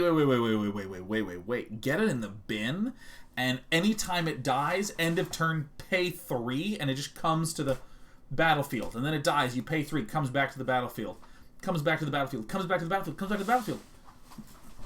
You can use the ability at instant speed? Yeah! Doesn't say I can't, so I can. That's how laws work. It doesn't say I can't, so I can. Oh, this is disgusting. Can you pay the cost on opponent's turn? Absolutely. This is return instant speed? Absolutely. So if I can just dump this into my bin, then I can just, like, pay 3 and it comes back. Pay 3 and it comes back. Pay 3 and it comes back. Wow. Dradogun says, even better is the casting cost is any mana for the snow mana. So I could be Rakdos Narfy. Rakdos self-discard Narfy. Wow, that is disgusting. That is gross. That is incredibly good. 5 out of 5. Just, like, I think this is absolutely going to be a competitive standard card. Absolutely going to be a competitive standard card. It's so good. It's just too good. It's just too good. Too good. Huh. I mean, this card's disgusting. I attack with Narfy. You kill it. I pass to you. At the end of your turn, I pay 3 mana. Narfy's back. It untaps. I swing in. You kill it. I mean, it's just every turn for 3 mana. This means exile is going to be a key, and graveyard exile is going to be a key. Amazing. Niko Aris, X, white, double blue, 3 loyalty planeswalker. When Niko Aris enters the battlefield, create X shard tokens. So I could just cast Niko Aris for 3. 3 mana planeswalkers tend to be ridiculous. +1. Up to 1 target creature you control can't be blocked this turn. Whenever that creature deals damage this turn, return it to its owner's hand. Okay, what are shard tokens? They're enchantments with 2, sacrifice this enchantment, scry 1, then draw a card. That's actually pretty sick. Niko Aris deals 2 damage to target tapped creature for each card you've drawn this turn.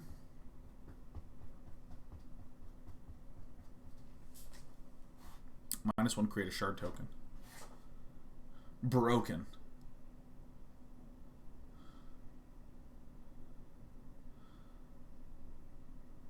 Absolutely busted. Out of control. Right? You'll rarely see a planeswalker as busted as this.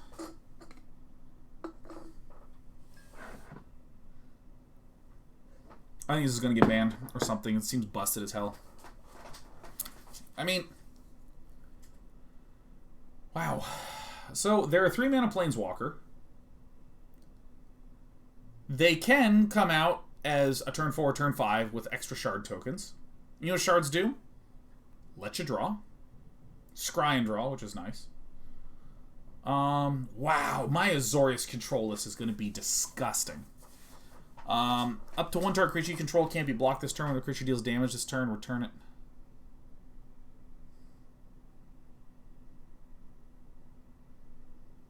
The +1 is kind of weird. But the Nico Aris can just single target removal cards is just ridiculous.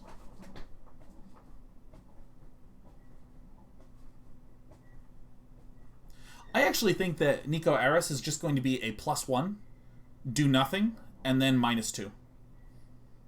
And that's it. I mean, I think this card is broken out of control. Because I'm just going to create shards, which is... Okay, now, again, think about the fact that there's really good foretell cards in Azorius. There's going to be a lot of foretelling happening with counters, with card draw, with sweepers, with good effects. That's it. Right? So you're going to be using all of these, like, 2-costing things. Or 2-cost... I don't know what it's called when you pay 2 to put the thing into exile. You cast the thing for its foretell cost, but I think you foretell the card when you pay 2. So you foretell it for 2. You're going to have tons of 2-mana things open and available. And so there's going to have lots of opportunities to crack these shard tokens. You draw Nico Aris late, no problem. You just X equals 7. Right? Just get a bunch of shards, which is just card draw later. This card seems fucking stupidly good. It seems like the most broken thing. Dude, imagine that you are in like a top deck situation. You have no cards in hand, and you're in a pinch. And you have like 7 mana, and you draw Nico Aris. So what you do is you play Nico Aris for X equals 2, spend 5 of that, make 2 shards, crack 1 to scry and draw a card, then -1 Nico to deal 4 damage and kill a thing. It's just ridiculous. This is ridiculous! Blizzard says, is there any way for us to abuse enchantments? Enchantments are very challenging to interact with. I mean, this is...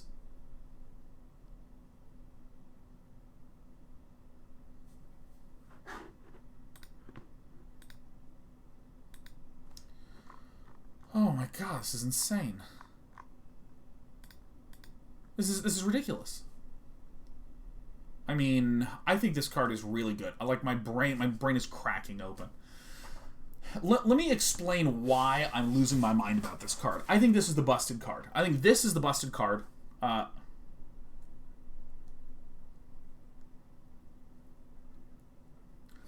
misread the second -1. It's Nico Aris deals 2 damage to target tapped creature for each card you've drawn this turn. Oh, thank God. Okay. It's a tapped creature. I thought it was deal 2 damage to target creature for each card you've drawn this turn.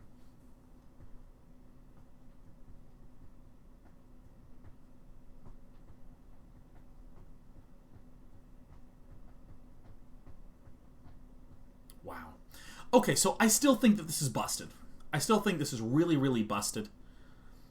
Because of the sheer efficiency of being able to generate a shitload of shard tokens and draw like crazy. The ability to remove some good threats against aggro decks. And just creating a bunch of shards that even if a control player kills Nico Aris... Like, imagine you play Narset. I know Narset denies card draw, which is incredibly good. So, what this means is that Nico Aris... We can create some shards on cast, -1 to create another shard. Then let's say a control player kills Nico Aris. You have a bunch of enchantments lying around to be able to draw cards and get the card advantage.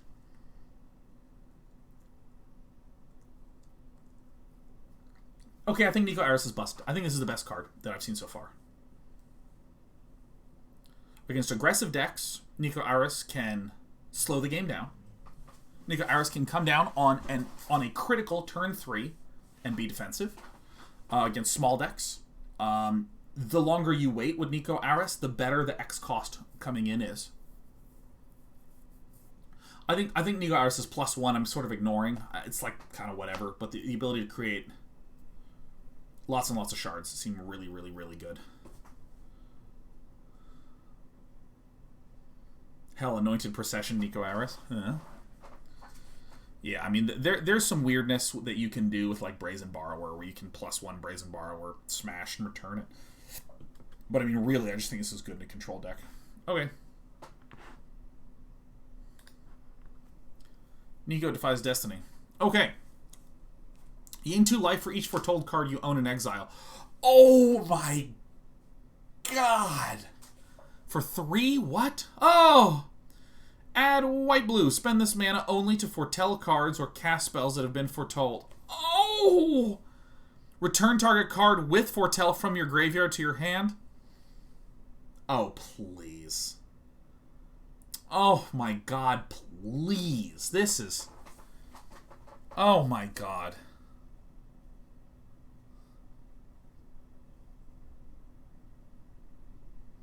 I'm telling you, I think Azorius is going to be really, really, really, really, really good. Are you kidding me? I'm up against an aggro deck. I gain life. I get a little pump of mana on turn 4, which is a very important turn. And then I can return target card with foretell from my graveyard to my hand. And note, this says spend this mana only to foretell cards or cast spells that have foretell. This means that if I just have some 6 mana card with foretell on it, it doesn't even matter if I've put it into exile. I can just cast it hard from the hand. I think Niko Aris is really good. This value is too good. I think this is just too good. This is too good.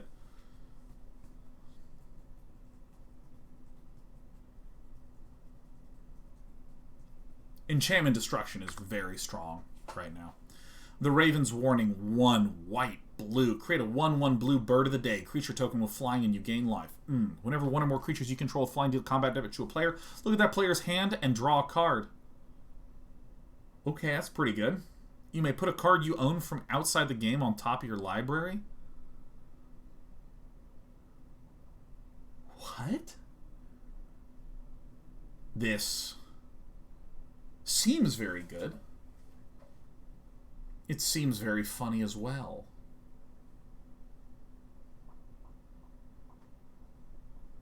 Alright, well, we're going to be a best-of-1 Raven deck. And Zakama's going to be in the sideboard. There's got to be something really good here. Token life flying doesn't do much the turn it's played. We maybe get to draw a card from value, and then we get to put something from outside the library into the game. Well, actually, it seems like alright. It seems alright. A 1/1 flyer with life for 3. A conditional card draw on the second saga. From outside the game, that means you sideboard. Sarulf Realm Eater. Oh yeah, 1 black green for a 3/3 Golgari Baller. Excuse me. Whenever a permanent an opponent controls is put into a graveyard from the battlefield, put a +1/+1 counter on Sarulf Realm Eater. Okay. Okay, so this means, like, even if they crack a Fabled Passage, you get +1/+1. At the beginning of your upkeep, if Sarulf has 1 or more +1/+1 counters on it, you may remove all of them. If you do, exile each other non-land permanent with converted mana cost less than or equal to the number of counters removed this way.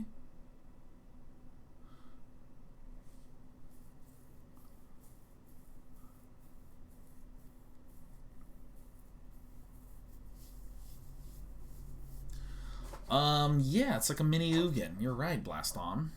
It's a hungry, hungry wolf. It does say other. So, I mean, maybe some sort of Sultai control could smash a Sarulf down to begin a little bit of damage deal. And maybe this is actually a pretty good Jund card. You know, get some value, get some removal, and then just kind of clear off the board. It's interesting. It certainly has some power to it. Obviously, very, very, very good for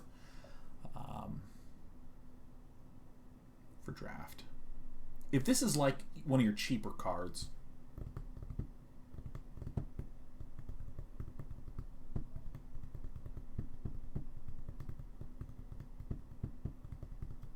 probably not good enough for constructive. I'm spending time thinking about it, so that means it's terrible. I thought about it, and therefore it's bad. We don't like it, we don't want it. Not a chance, never would we ever see Sarulf the Realm Eater. Showdown of the Scalds. 2 white, red. Whew. Exile the top 4 cards of your library. Until the end of your next turn, you may play those cards. Okay. I mean, that's... Wow. I like this. I like this because you will recall that a card that I used a lot was Escape to the Wilds. You know, where you could play those cards for a turn. And I kind of like going big and rampy in non-green colors. So, I mean, the idea of like a Boros draw 4, I mean, that feels pretty fun. Like, I can imagine a 1 and 2 mana heavy Boros list running 4 Showdown of the Skulls. And just you play it, boom, boom, boom, boom, boom. You just start casting a crap ton of stuff from exile. Look at this. Whenever you cast a spell this turn, put a +1/+1 counter on target creature you control. Wow. So a question from Trial Force is, are those cards visible to both players? Yes. Exiled cards are face up, unless they say specifically exile face down. Very significantly, it says until the end of your next turn you may play those cards, which is different from cast those cards. Play means you can do a land, cast a spell, whatever. Cast means you can play no lands.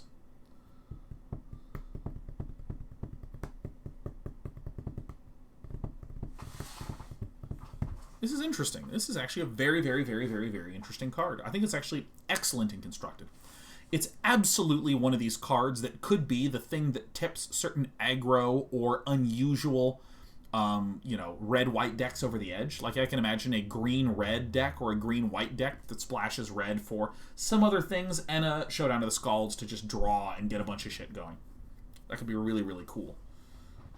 Is 1 land per turn still counted as exiled card? Yes, you can only play 1 land per turn unless it says otherwise, whether it's coming from exile or your hand. Yeah, I think this is going to be a very, very, very good card in Constructed. I would actually put it as one of the top cards. I mean, I think it's what's their name? Niko Aris? Yeah. So that's what I think. All right. And in Limited, it's fucking bonkers in Limited. Are you kidding me? You get to draw 4 cards and 4 of them in Limited? Just wait until like turn 5 or 6, then you have enough mana. You just like play 4 extra cards in Limited? Gross. Svella Ice Shaper.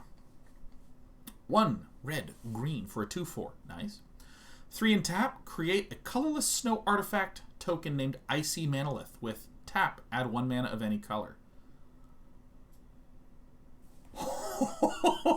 Oh my god. 6 red, green, look at the top 4 cards of your library. You may cast a spell from among them without paying its mana cost. Put the rest on the bottom of your library in any order.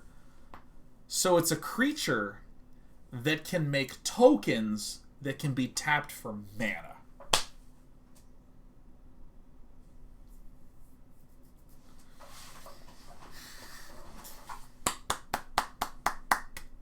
This is it. Svella's my girl. Love Svella.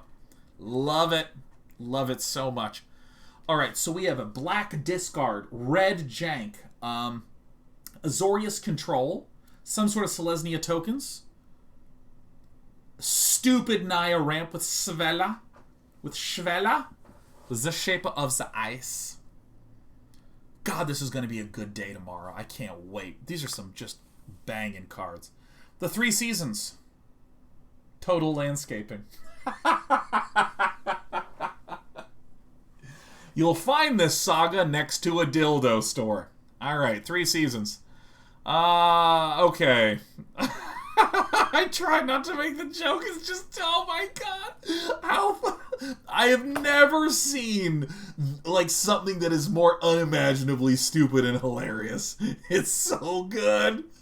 Oh my god. And then you just have to roll with it. Like, alright, well, let's make sure that we have a big enough backdrop to cover the garage door. Oh my god, it's so funny. Oh my god, what a bunch of clowns.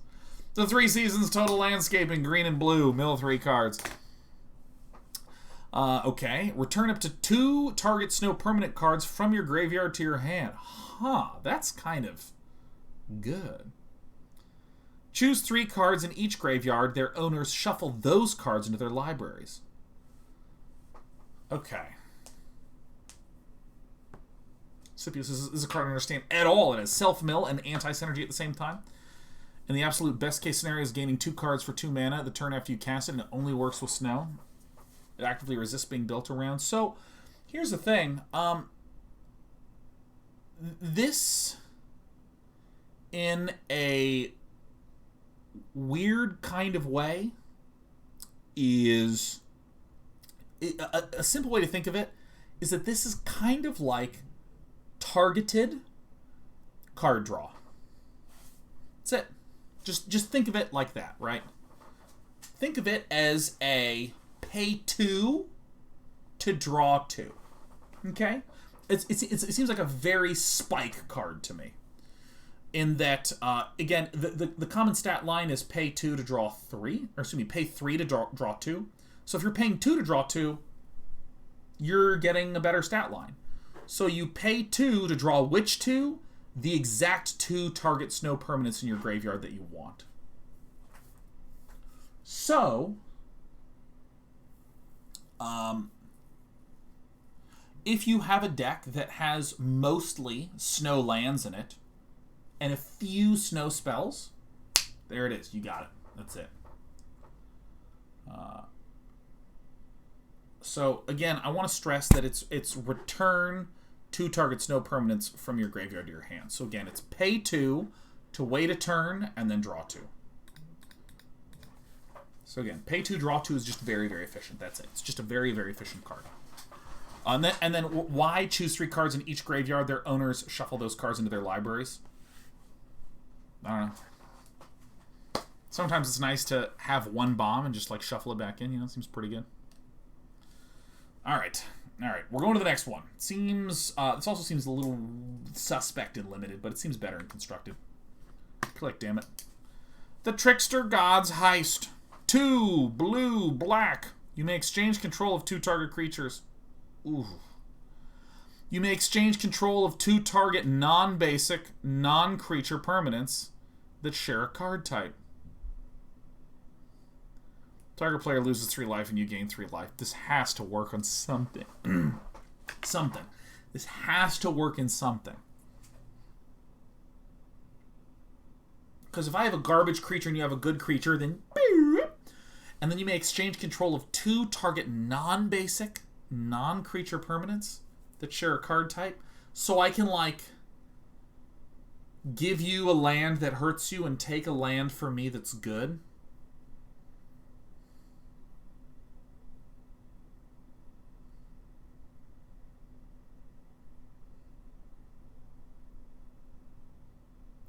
We need to find a card that hurts us. We need to find a card that really hurts us and give it to our opponent. Yeah.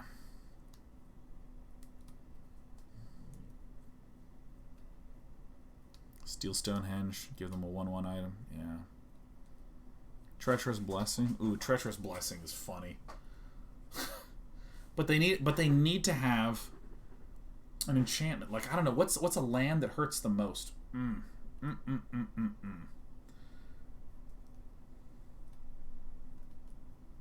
This is tough. This is very, very tough. I don't know, but there's something important here. Something very important here. We need to find a way to give them an enchantment and then swap the enchantment back. Something like this. I don't know. You can always steal Lotus Field. We can't steal Lotus Field because Lotus Field has hexproof. We could give them a Lotus Field. I don't really know what helps there. I don't know. I don't know what it does. So this card is just 0s across the board until Wisdom says it doesn't target. It says 2 target non-basic non-creature permanents. So it targets. Super duper targets. So, I don't know, maybe 9 lives? Yeah, 9 lives, but then they have to have an enchantment. That's the thing. You have to figure out a way to give them a card type and then switch with that card type, right? Because the only guarantee of a card type that you have is land. So I don't know. I don't know. Vega the Watcher. Oh, hoot hoot! I love watching Twitch streams. Hoot hoot! You forgot to use your items. Punt! Hoot hoot! Alright, 1. And, white and blue. I got there eventually. The processors are slowing down. Legendary Bird Spirit 2/2. Whenever you cast a spell from anywhere other than your hand, draw a card. It's incredible! Oh my god, it's the bird of the day! It's a bird! When you cast Foretold Things! Oh! Oh my god. Oh my god. This card's like really good. Vega the Watcher is like really good and limited. I don't... Oh shit.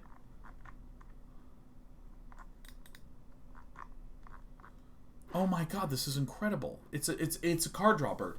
And the thing is that Foretell is a ubiquitous enough mechanic that like it's good anyways, and you play Vega and you start bam bam bam bam doing stuff. Vega the Watcher gets the Day 9 seal of approval. Waking the Trolls. Good morning, everyone. Good morning. Good morning. Good morning. Good morning. Good morning. For 6 mana, first chapter, destroy target land. Yes. Oh my god, it's Gruul land destruction.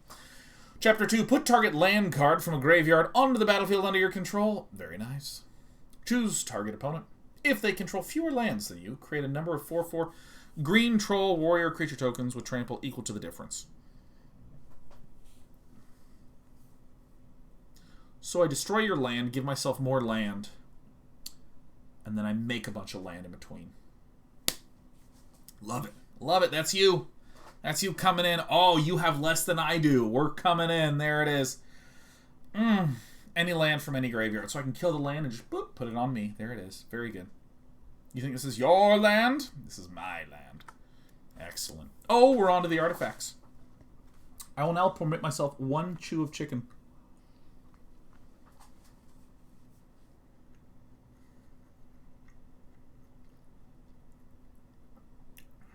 Delicious. Bloodline Pretender. 3 for colorless artifact. 3 mana 2/2 changeling. Bloodline Predator enters the battlefield. Choose a creature type, like human. Whenever another creature of the chosen type enters the battlefield, put a +1/+1 counter on Bloodline Pretender. Obviously, very, very reasonable in limited. There's a lot of tribal synergy. But I don't think just a generally growing larger man is good in this game. Might be good in other games. But I don't think this is an ever-growing man is going to help us very much.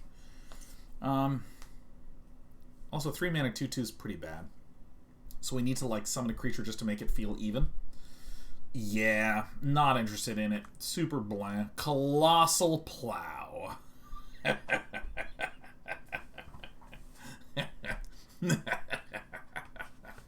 A 2 mana 6/3. Whenever Colossal Plow attacks, add triple white, gain 3 life. Until end of turn, you don't lose this mana as steps and phases end. I would love to go in with a Colossal Plow. I will absolutely sit down tomorrow and build around a Colossal Plow. It's only 2. Crew 6 is not that hard. Let's get that Ox and begin the Colossal Plow. I think my review of this card is complete. Cosmos Elixir for 4 at the beginning of your end step. Draw a card if your life total is greater than your starting life total. Otherwise, you gain 2 life.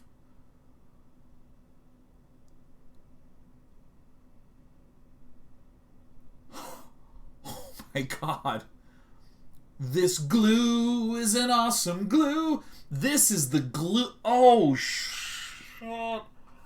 Oh, fuck yeah. This is the best white card in the entire set. I love the Cosmos Elixir. This is amazing. This is it. One of my favorite cards was Fountain of Renewal. I love playing Fountain of Renewal and just like gaining life and gaining life and gaining life and gaining life. It's colorless. Smash this shit down, start healing and gaining card advantage. It's so good. Wait, not legendary, so good. Damn right, Foggy Rock. Smash that Cosmos Elixir down. Yeah, man, Azorius Control with a pair of Cosmos Elixirs are going to be just absolute hot plasma. Wow, Cosmos Elixir. This is really nice. This is good jank glue. It's incredible and limited because it helps you stabilize. Can redraw. Gotta be a little careful because it's easy in limited to play this when you're behind and then you're like unbelievably fucked. Crazy Colossus Cosmos Elixir might get banned. Yeah, there might be some real strong things. Like, look, at the beginning of your end step, draw a card if your life total is greater than your starting life total, otherwise gain 2 life. It does stuff that turn. I think this card is just monstrous. This is probably one of, in my top 5, certainly. Yeah, it doesn't quite seem like get ready to get bannable. I think Niko Aris has the juice. But this one just seems like good jank. Very good jank. Maybe we can do some mono brown. Mono brown. I think the word brown is just... If you brown. If you really do the droop with the dog's shaggy lips. Makes it really fun to say mono brown. Okay. Brown, by the way, means artifacts. Because artifacts now have the gray border. But formerly they had a brown one. Funeral Longboat. Oh, hey, look. It's you after I dunk on you during a live show. There you go. Up and away. On your canoe, my friend. I don't even need to hit that ban button. I don't even need to use my mouse cursor. Funeral Longboat. 2. For a 3/3 Vigilance. Crew 1. What? That's pretty good. That's pretty good. Iceman says, well, I'm on the canoe, Sean. Yeah, on the canoe with you. Up and away. It's a common canoe. You know, here's why this is good.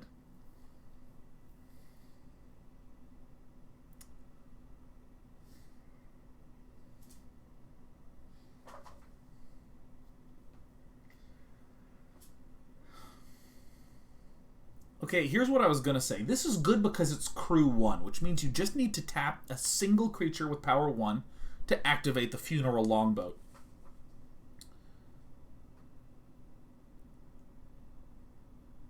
But I think it sucks.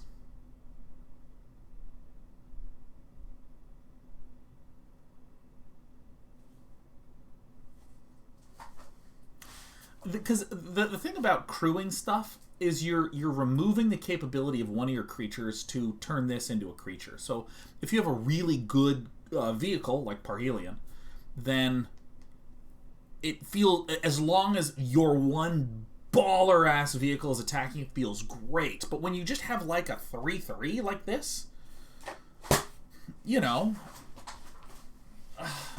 one of the benefits that vehicle has is if you are an aggro deck, you summon things to the board, you have a Funeral Longboat, you're tapping one of your random other ones to smash in.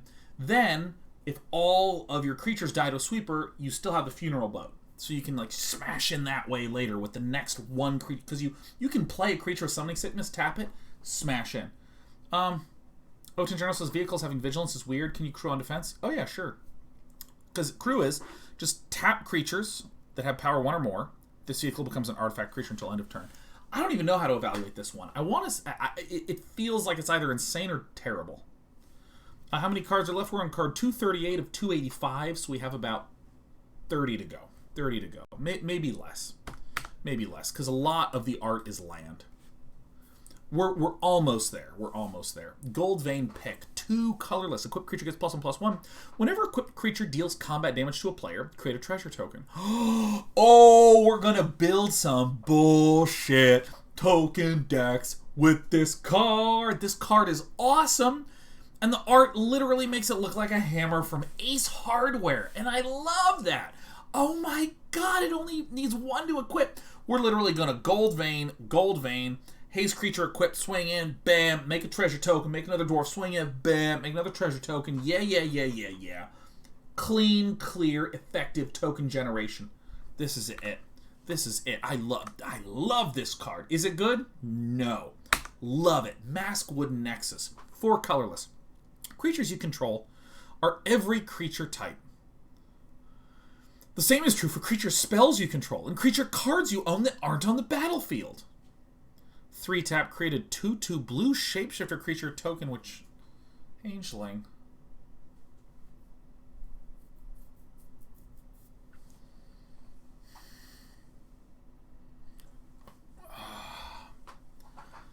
I mean, I think that in terms of a card, it's terrible. Can I be honest?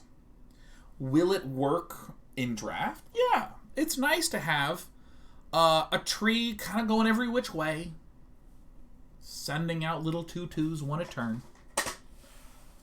Is it a good card in Constructed? No. No. It will be the card that makes you think, oh, my terrible tribal deck, can I get it online with the Maskwood Nexus? And what the Maskwood Nexus will do is spend about 30 hours where the answer eventually is no. Maskwood Nexus is like a low-tier consultant. Should we do this? I'm a consultant. Hire me for $300 an hour and I'll tell you. 1 month passes, the consultant says, we've looked into this. Don't do it. That's what the Maskwood Nexus is, okay? You know, Mavit V says this card is gorgeous jank. I actually think that in terms of its jankability, it doesn't even have a high rank. I think that the Maskwood Nexus, you're like, it's going to do something awesome, and it turns sideways and makes a 2/2. That's what it does. Excuse me. I think the Maskwood Nexus is not good. I think it's terrible. I'm not a fan of it.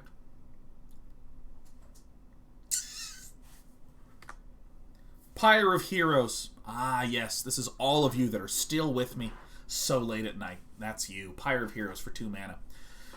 2, tap, sack a creature. Search your library for a creature card that shares a creature type with a sacrifice creature and has converted mana cost equal to 1 plus that creature's converted mana cost. Put that card onto the battlefield, then shuffle. Activate only as a sorcery. It's me!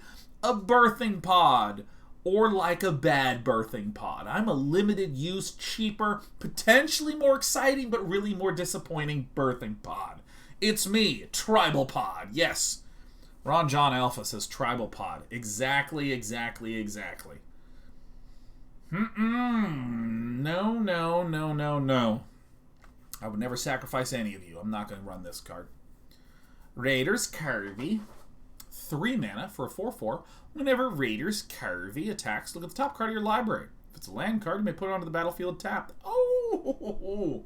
Is that so? Requires a crew of 3? Feels good to me. It's just attack and put a land out on the battlefield. Man, I want to get so many Raiders, Carvies, to just swing on in. That's great. Look at this boat out there stealing land. Like, yeah, what? Albatross Time doesn't make any sense to me either.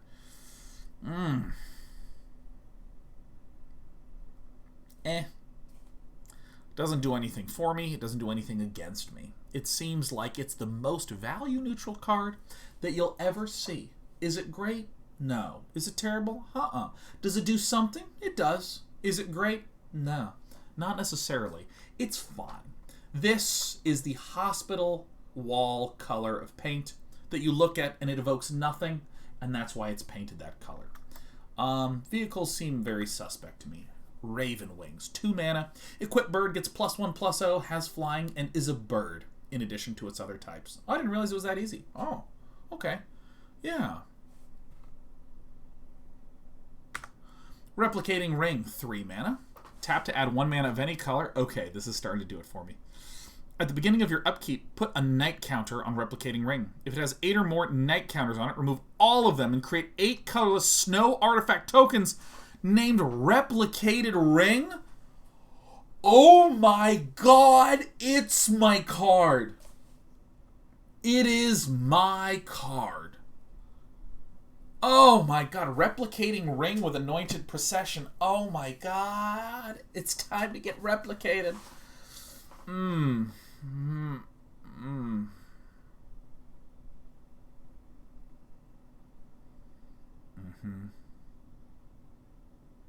It's really good. Wow. You know, some of my ramp decks, I just ask myself, I don't have enough mana on turn 11. Replicating Ring solves that problem. This is good. This is very, very, very good. Shadowcat says, Sean, my cat is here. Hello, little Shadowcat91. Replicating Ring is... If you run this in Limited, you are fucking awesome. Send me a screenshot. Tweet it at me, please. Send me a screenshot of you running Replicating Ring in Draft. It's going to be so funny. I love it. It's amazing. Oh. Rune Crown. Runes. 3 mana, artifact equipment. When Rune Crown enters the battlefield, you may search your library, hand, and or graveyard for a rune card and put it into the battlefield attached to Rune Crown. If you do, search your library this way, shuffle it. Okay? So let me try it again. If Rune Crown enters the battlefield, you may search your library, hand, and or graveyard for a rune card. Put it onto the battlefield attached to Rune Crown. Then you shuffle.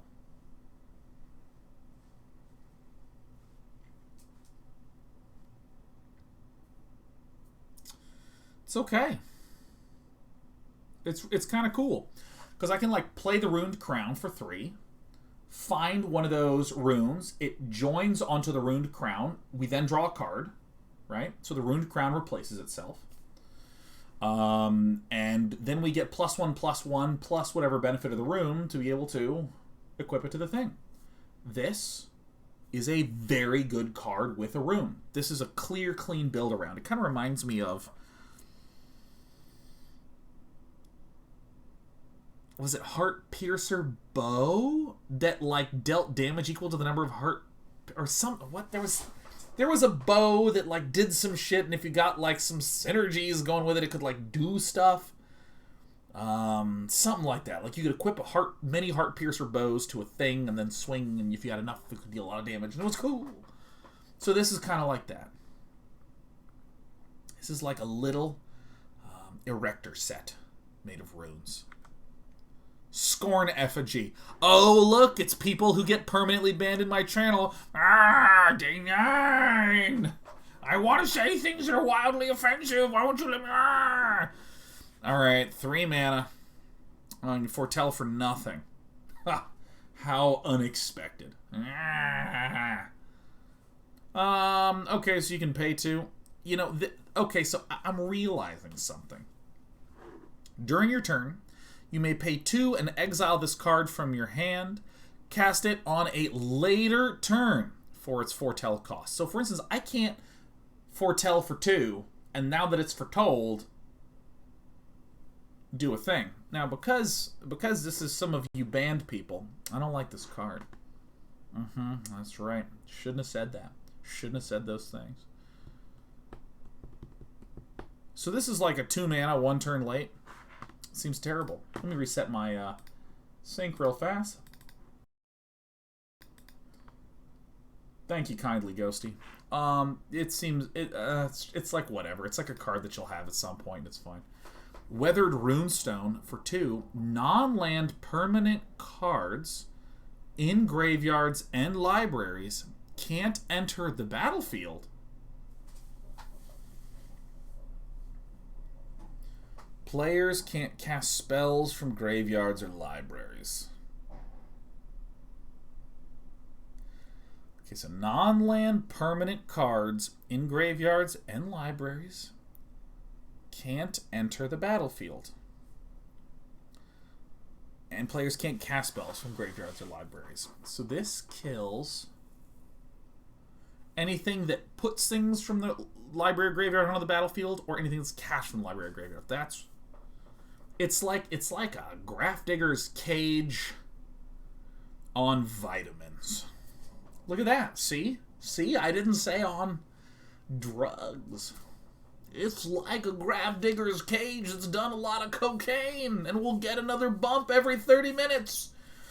No, Simo's right. I like this. It's Grafdigger's Cage with a top hat. It's like a very nice Grafdigger's Cage. It's like a designer brand Grafdigger's Cage. It's like a Louis Vuitton.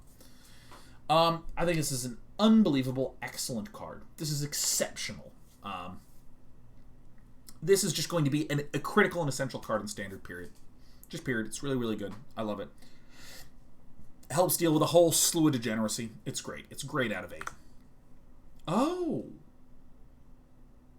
It's lands. We're going to be wrapping up. Here we go. Okay, so this is a snow land. It is a mountain plains, and it enters the battlefield tapped. This, quietly, a land that has the specific keyword of the basic land. That's actually enormous. Because it means that there's all sorts of things that say, hey, if you control 3 planes, I don't come in tapped, things like this. So this is great to have. Happy to see it. A weird one. Axguard Armory enters the battlefield tapped, and I add white. Pay nearly an Outlaw's Merriment and sacrifice Axguard Armory. Search your library for an Aura card and or equipment card. Reveal them, put it into your hand, and shuffle your library. More like Stone Boar Mystic. Seems way overpriced for something that is bad. It's highly lame. Straight up, don't like, not good. Bark Channel Pathway. Oh! Tide Channel Pathway. Bark. Oh, man, that art is just... Look at that. Oh, my God, it's even better when I can just flicker back and forth between them. Oh, my God. Oh! Oh! This is the tightest land. Oh, my God, the artist for this is fucking out of control. It's so good. Oh, it's a Blight Step Pathway. Seer Step Pathway. Yeah, we have all sorts of pathways. Oh, yeah. Oh, yeah. Bretagard Stronghold. It enters tapped, and if you pay green, white, white, sacrifice Bretagard Stronghold, put a +1/+1 counter on each of up to 2 target creatures you control, and they gain Vigilance and Lifelink. Activated as a sorcery. No, it's just not cool. Entering tapped for a flaccid payoff. No one wants to see that. Dark Boar Pathway. Ooh, yeah. Slither Boar Pathway. Oh yeah, alright. Faceless Haven. It's a snow land that adds colorless snow manas. You can pay 3 snow to have Faceless Haven become a 4/3 creature with vigilance in all creature types until end of turn. It's still a land.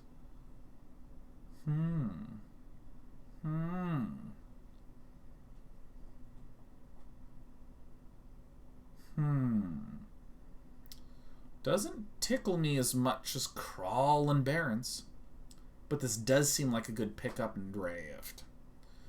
Meta defining for aggro decks.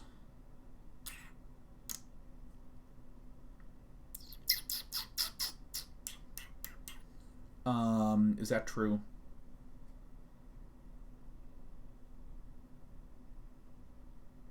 I'm not going to evaluate it. See, I mean, Crawling Barrens was amazing. Faceless Haven is like another Crawling Barrens. All basics are snow. Yeah, I wonder if...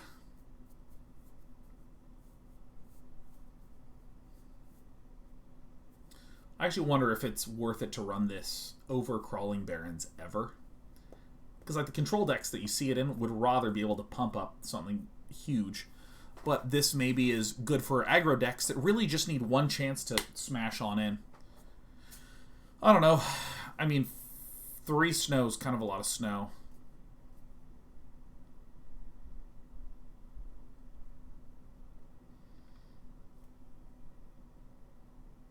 The only thing that makes sense to me is if you really needed a lot of snow. To where you couldn't run Crawling Barrens because it makes colorless mana. And this makes a colorless snow mana. I think it sucks. I think it really sucks compared to Crawling Barrens. That's what I think. That's what I think. That's what I think. That's what I think.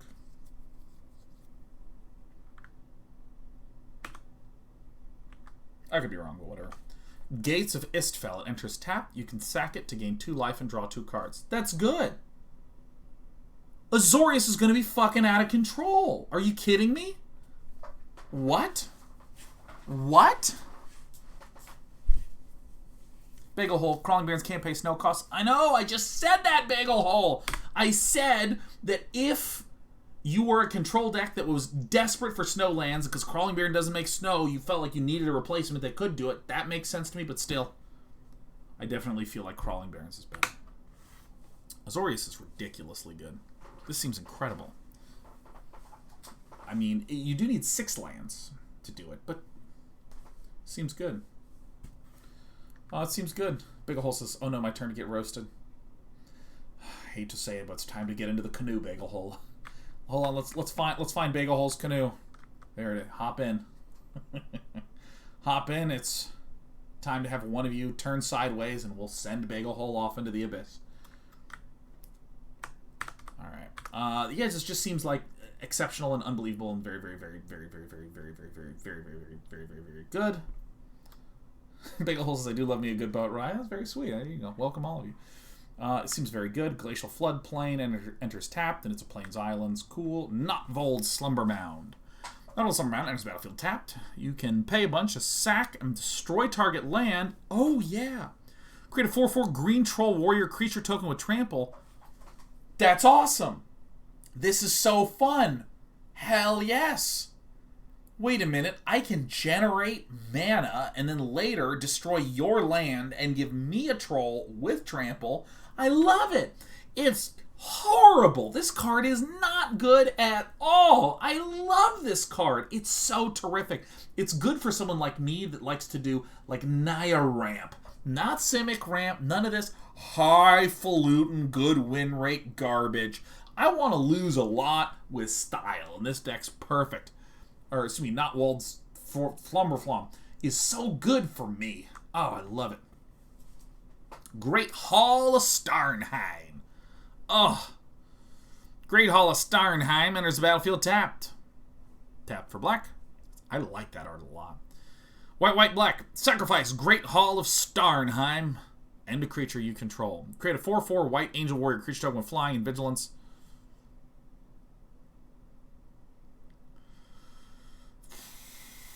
It seems pathetic.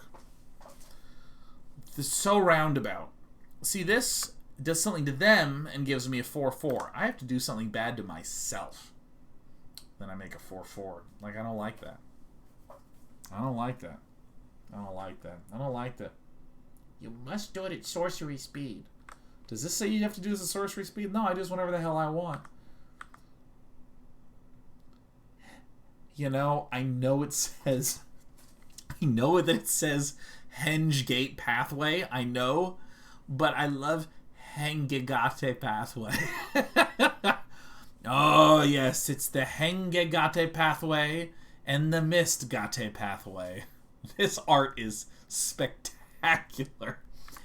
Hengegate. Oh, it's so good. All right, Mistgate. Highland Forest, great. We got a Snow Gruul. We got Snowdemir. Immersturm Skocairn. Okay, what does it do? 1 black, double red, sack Immersturm Skocairn. It deals 3 damage to target player. The player discards a card?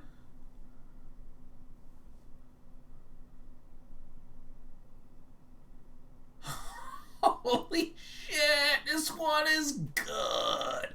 This is a good one.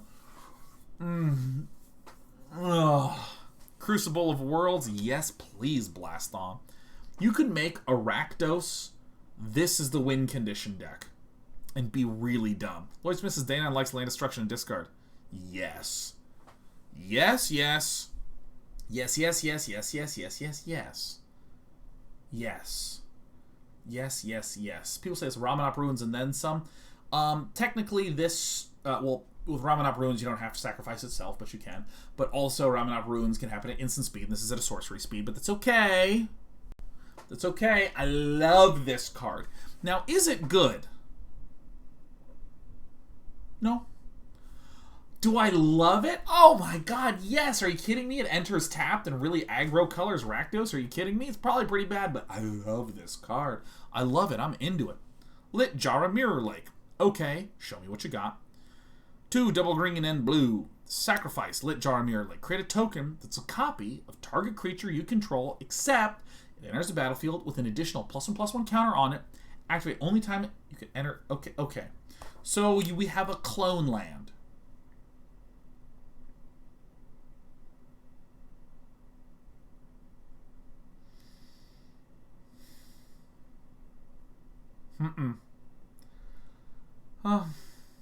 It's not good. Now, I would advise that all of you use your Lit Jar Mirror Lake to clone a legendary, at which point you sacrifice the legendary because you have 2 legends out, because the copy copies the legendariness, and then you just go, ooh. Port of Karfell. By the way, the only good one of these two is this one. This one seems very excellent. Probably is like a 2 of. Seems like. It seems nice. Is anything else good? Is there any good land? No? Nothing else good. Okay, let's see what the Port of Karfell does. Pay a shitload of mana to sacrifice the Port of Karfell. Mill 4 cards and return a creature card from your graveyard to the battlefield tapped. Okay, that's good. Okay. Alright. This is an especially good effect. Okay. Because I can sacrifice the Port of Karfell at your end step. And at the end of your turn, I can summon a big, scary beast, and you can't even counter it. It takes a shitload of mana, but I can do it. 7 mana is a lot. Okay, so if you're like a Dimir control deck that has like a sort of small band of creature-based finishers, Port of Karfell can be a way to kind of like get in there. But what I might say is 1 or 2 Port of Karfells feels like maybe all you could afford. This is a tricky one. I would not rate it highly, but it does seem like one that you might have 1 of or 2 of. Rimewood Falls, beautiful, love it. Again, if you want to talk about cold. By the way, Rime is the sort of frosty coating on stuff. Little frozen-y tidbits. Oh, what's this?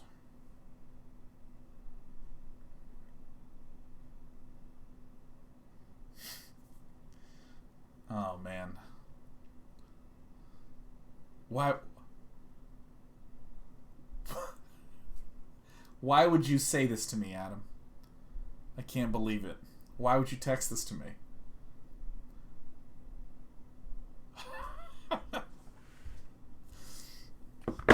You might want to know what Adam said to me. It's too appalling to share. But really, I think what Adam is trying to say is that I am a really good card reviewer. Alright. Rimewood Falls is beautiful. Shimmerdrift Veil. Enters battlefield tapped. Choose a color, add 1 mana of the chosen color, and it's a snow land.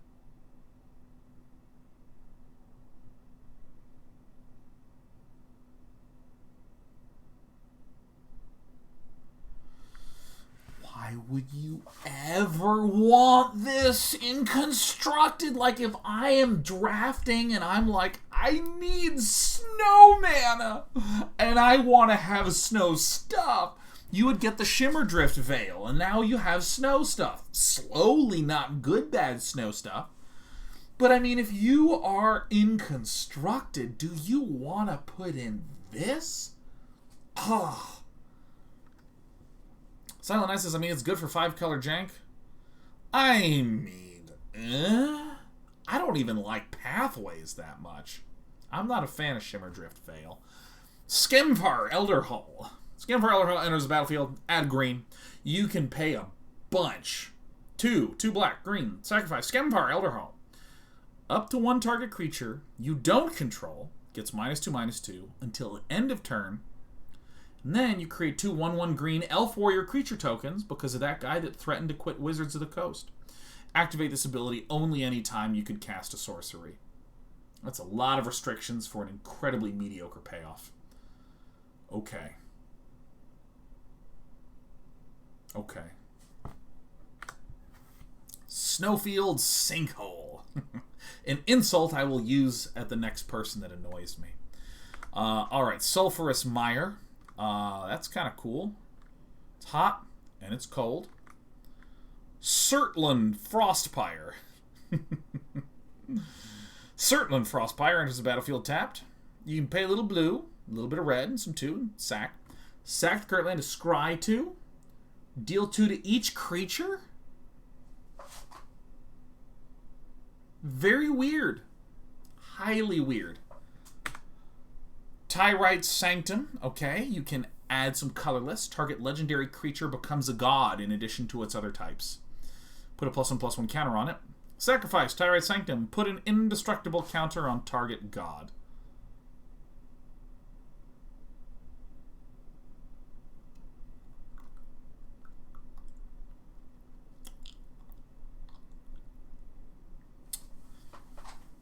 I mean, this card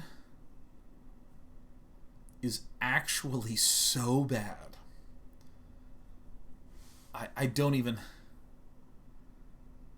It's hard for me to even explain. So let's try. Wow. Yeah, I think it's so bad. It's so terrible. I think it's horrible. I think that this is like getting a lock for your tennis ball. Right? So you like go to the tennis court and you pull out your tennis ball and you have to fiddle with some numbers on the lock to then get the tennis ball out. Like, if someone wanted to steal it, they would take the lock and the tennis ball, right? You would just take the whole thing. Like, it doesn't make any sense. Like, that's what this is. That's what this is. So let me get this straight. What you want me to do is you want me to spend all of my hard-earned mana from turning all this land sideways to summon a god that isn't indestructible so that I can take a land that has been, by and large, a drag on my progress. So I can take that land, and not even this turn, but I have to wait a whole turn, then I have to sacrifice that land to give my bad thing enough positive qualities to make it break even again? What? Oh my god. I don't believe it. That's like taking Season 8 of Game of Thrones and putting scratch and sniff stickers on it so it smells nice. It doesn't fix any of the core problems, which is that I own a DVD that I did not want to own. What about the 2-mana pump? Target legendary creature becomes a god? Wait. Character select show. You mean to tell me that what I want to do with my hard-earned mana is just inflate the ego of a card that's bound to be dead in seconds so that it can get a +1/+1 counter? I don't believe it. My god, this is like that land that's like spend a bunch of mana to put a +1/+1 counter on target snake, ox, goat, rat, or bird. It was just a collection of pests that you could inflate. I don't believe this shit. This card is so bad.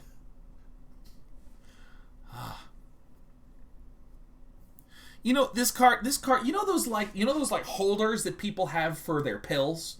Where it's like Monday, Tuesday, Wednesday, Thursday, and you wake up and you're like, did I take my medicine this morning? I don't remember. And you have one of those things for Monday, Tuesday, Wednesday, Thursday, like that, right? That makes sense. That's like a land that when you tap it, it generates mana that you can use. Right? That's like what it is. Now imagine if I took one of those and opened up each of them and squirted in ketchup and mustard into each of those, right? Filled it up with ketchup and mustard, and then when I went to eat Monday's sandwich, crack, great news, everyone. Due to an organizational tool that I have used, I now have the ketchup and mustard and I can put it on so that way I won't accidentally put Tuesday's mustard and ketchup on it, or even worse, forget to put ketchup and mustard on all along. Because you know what? Sometimes I just start eating a sandwich and I'm like, have I put ketchup and mustard on here? And I don't consult my taste buds at all. I use my organizational tool. Dr. Unk says you lost me. Well, someone clip it and just repaste it. Alright. So dumb. Alright, I don't think this is helpful. Apples and fruits is the counter is a good protection against Heartless Acts. No, it's not! It's not a good counter against apples and fruits! It's a land that's on the battlefield! Your opponent can see it! Your opponent can see and play around it with perfect information!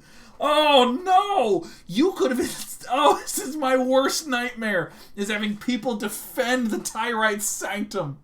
Oh no!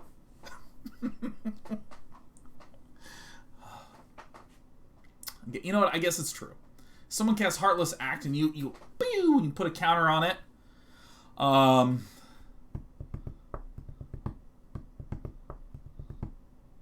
Can Heartless Act target a legendary? Alright, you know what the funny thing is? It means that if you tapped it at end of turn and tried to put a counter on it, your opponent could, in response, kill it with a Heartless Act. How about that? How about that? That's my answer to that. If someone Heartless Acted one of your dudes, you think you were going to put a counter on it? Well, guess what? You can never put a +1/+1 counter on that dude, or else I'll, in response, kill it with a Heartless Act. That's my answer, okay? Volatile Fjord. That's my name right now. I'm a Volatile Fjord. Woodland Chasm, the World Tree. What? The World Tree enters the battlefield tapped. Add green. Very good. As long as you have 6 or more lands you control have, add 1 mana of any color. Pay white, white, blue, blue, black, black, red, red, green, green. Whoa, whoa, whoa, Sacrifice the World Tree. Search your library for any number of God cards. Put them onto the battlefield and shuffle your library. I have great news. After paying 10 mana and sacrificing a land, that's 11 mana, 11 land total, to get a bunch of gods out.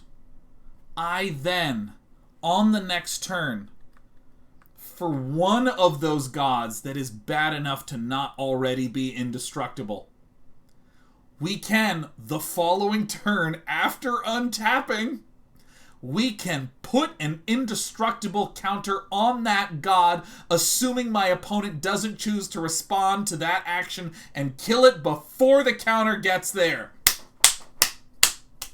I'm ready to lose my mind. I'm ready, and we have a snow-covered plains, a snow-covered plains, a snow-covered plains, a snow-covered plains, a snow-covered swamp and mountain and forest and all that good stuff, and that, my friendos, is the card review for Kaldheim. It's the card review for Kaldheim. Now, because it's Tuesday night, time to go to my Monday, Tuesday, Wednesday, Thursday, Friday pill box organizational tool and fill it up with the ketchup and mustard for the week.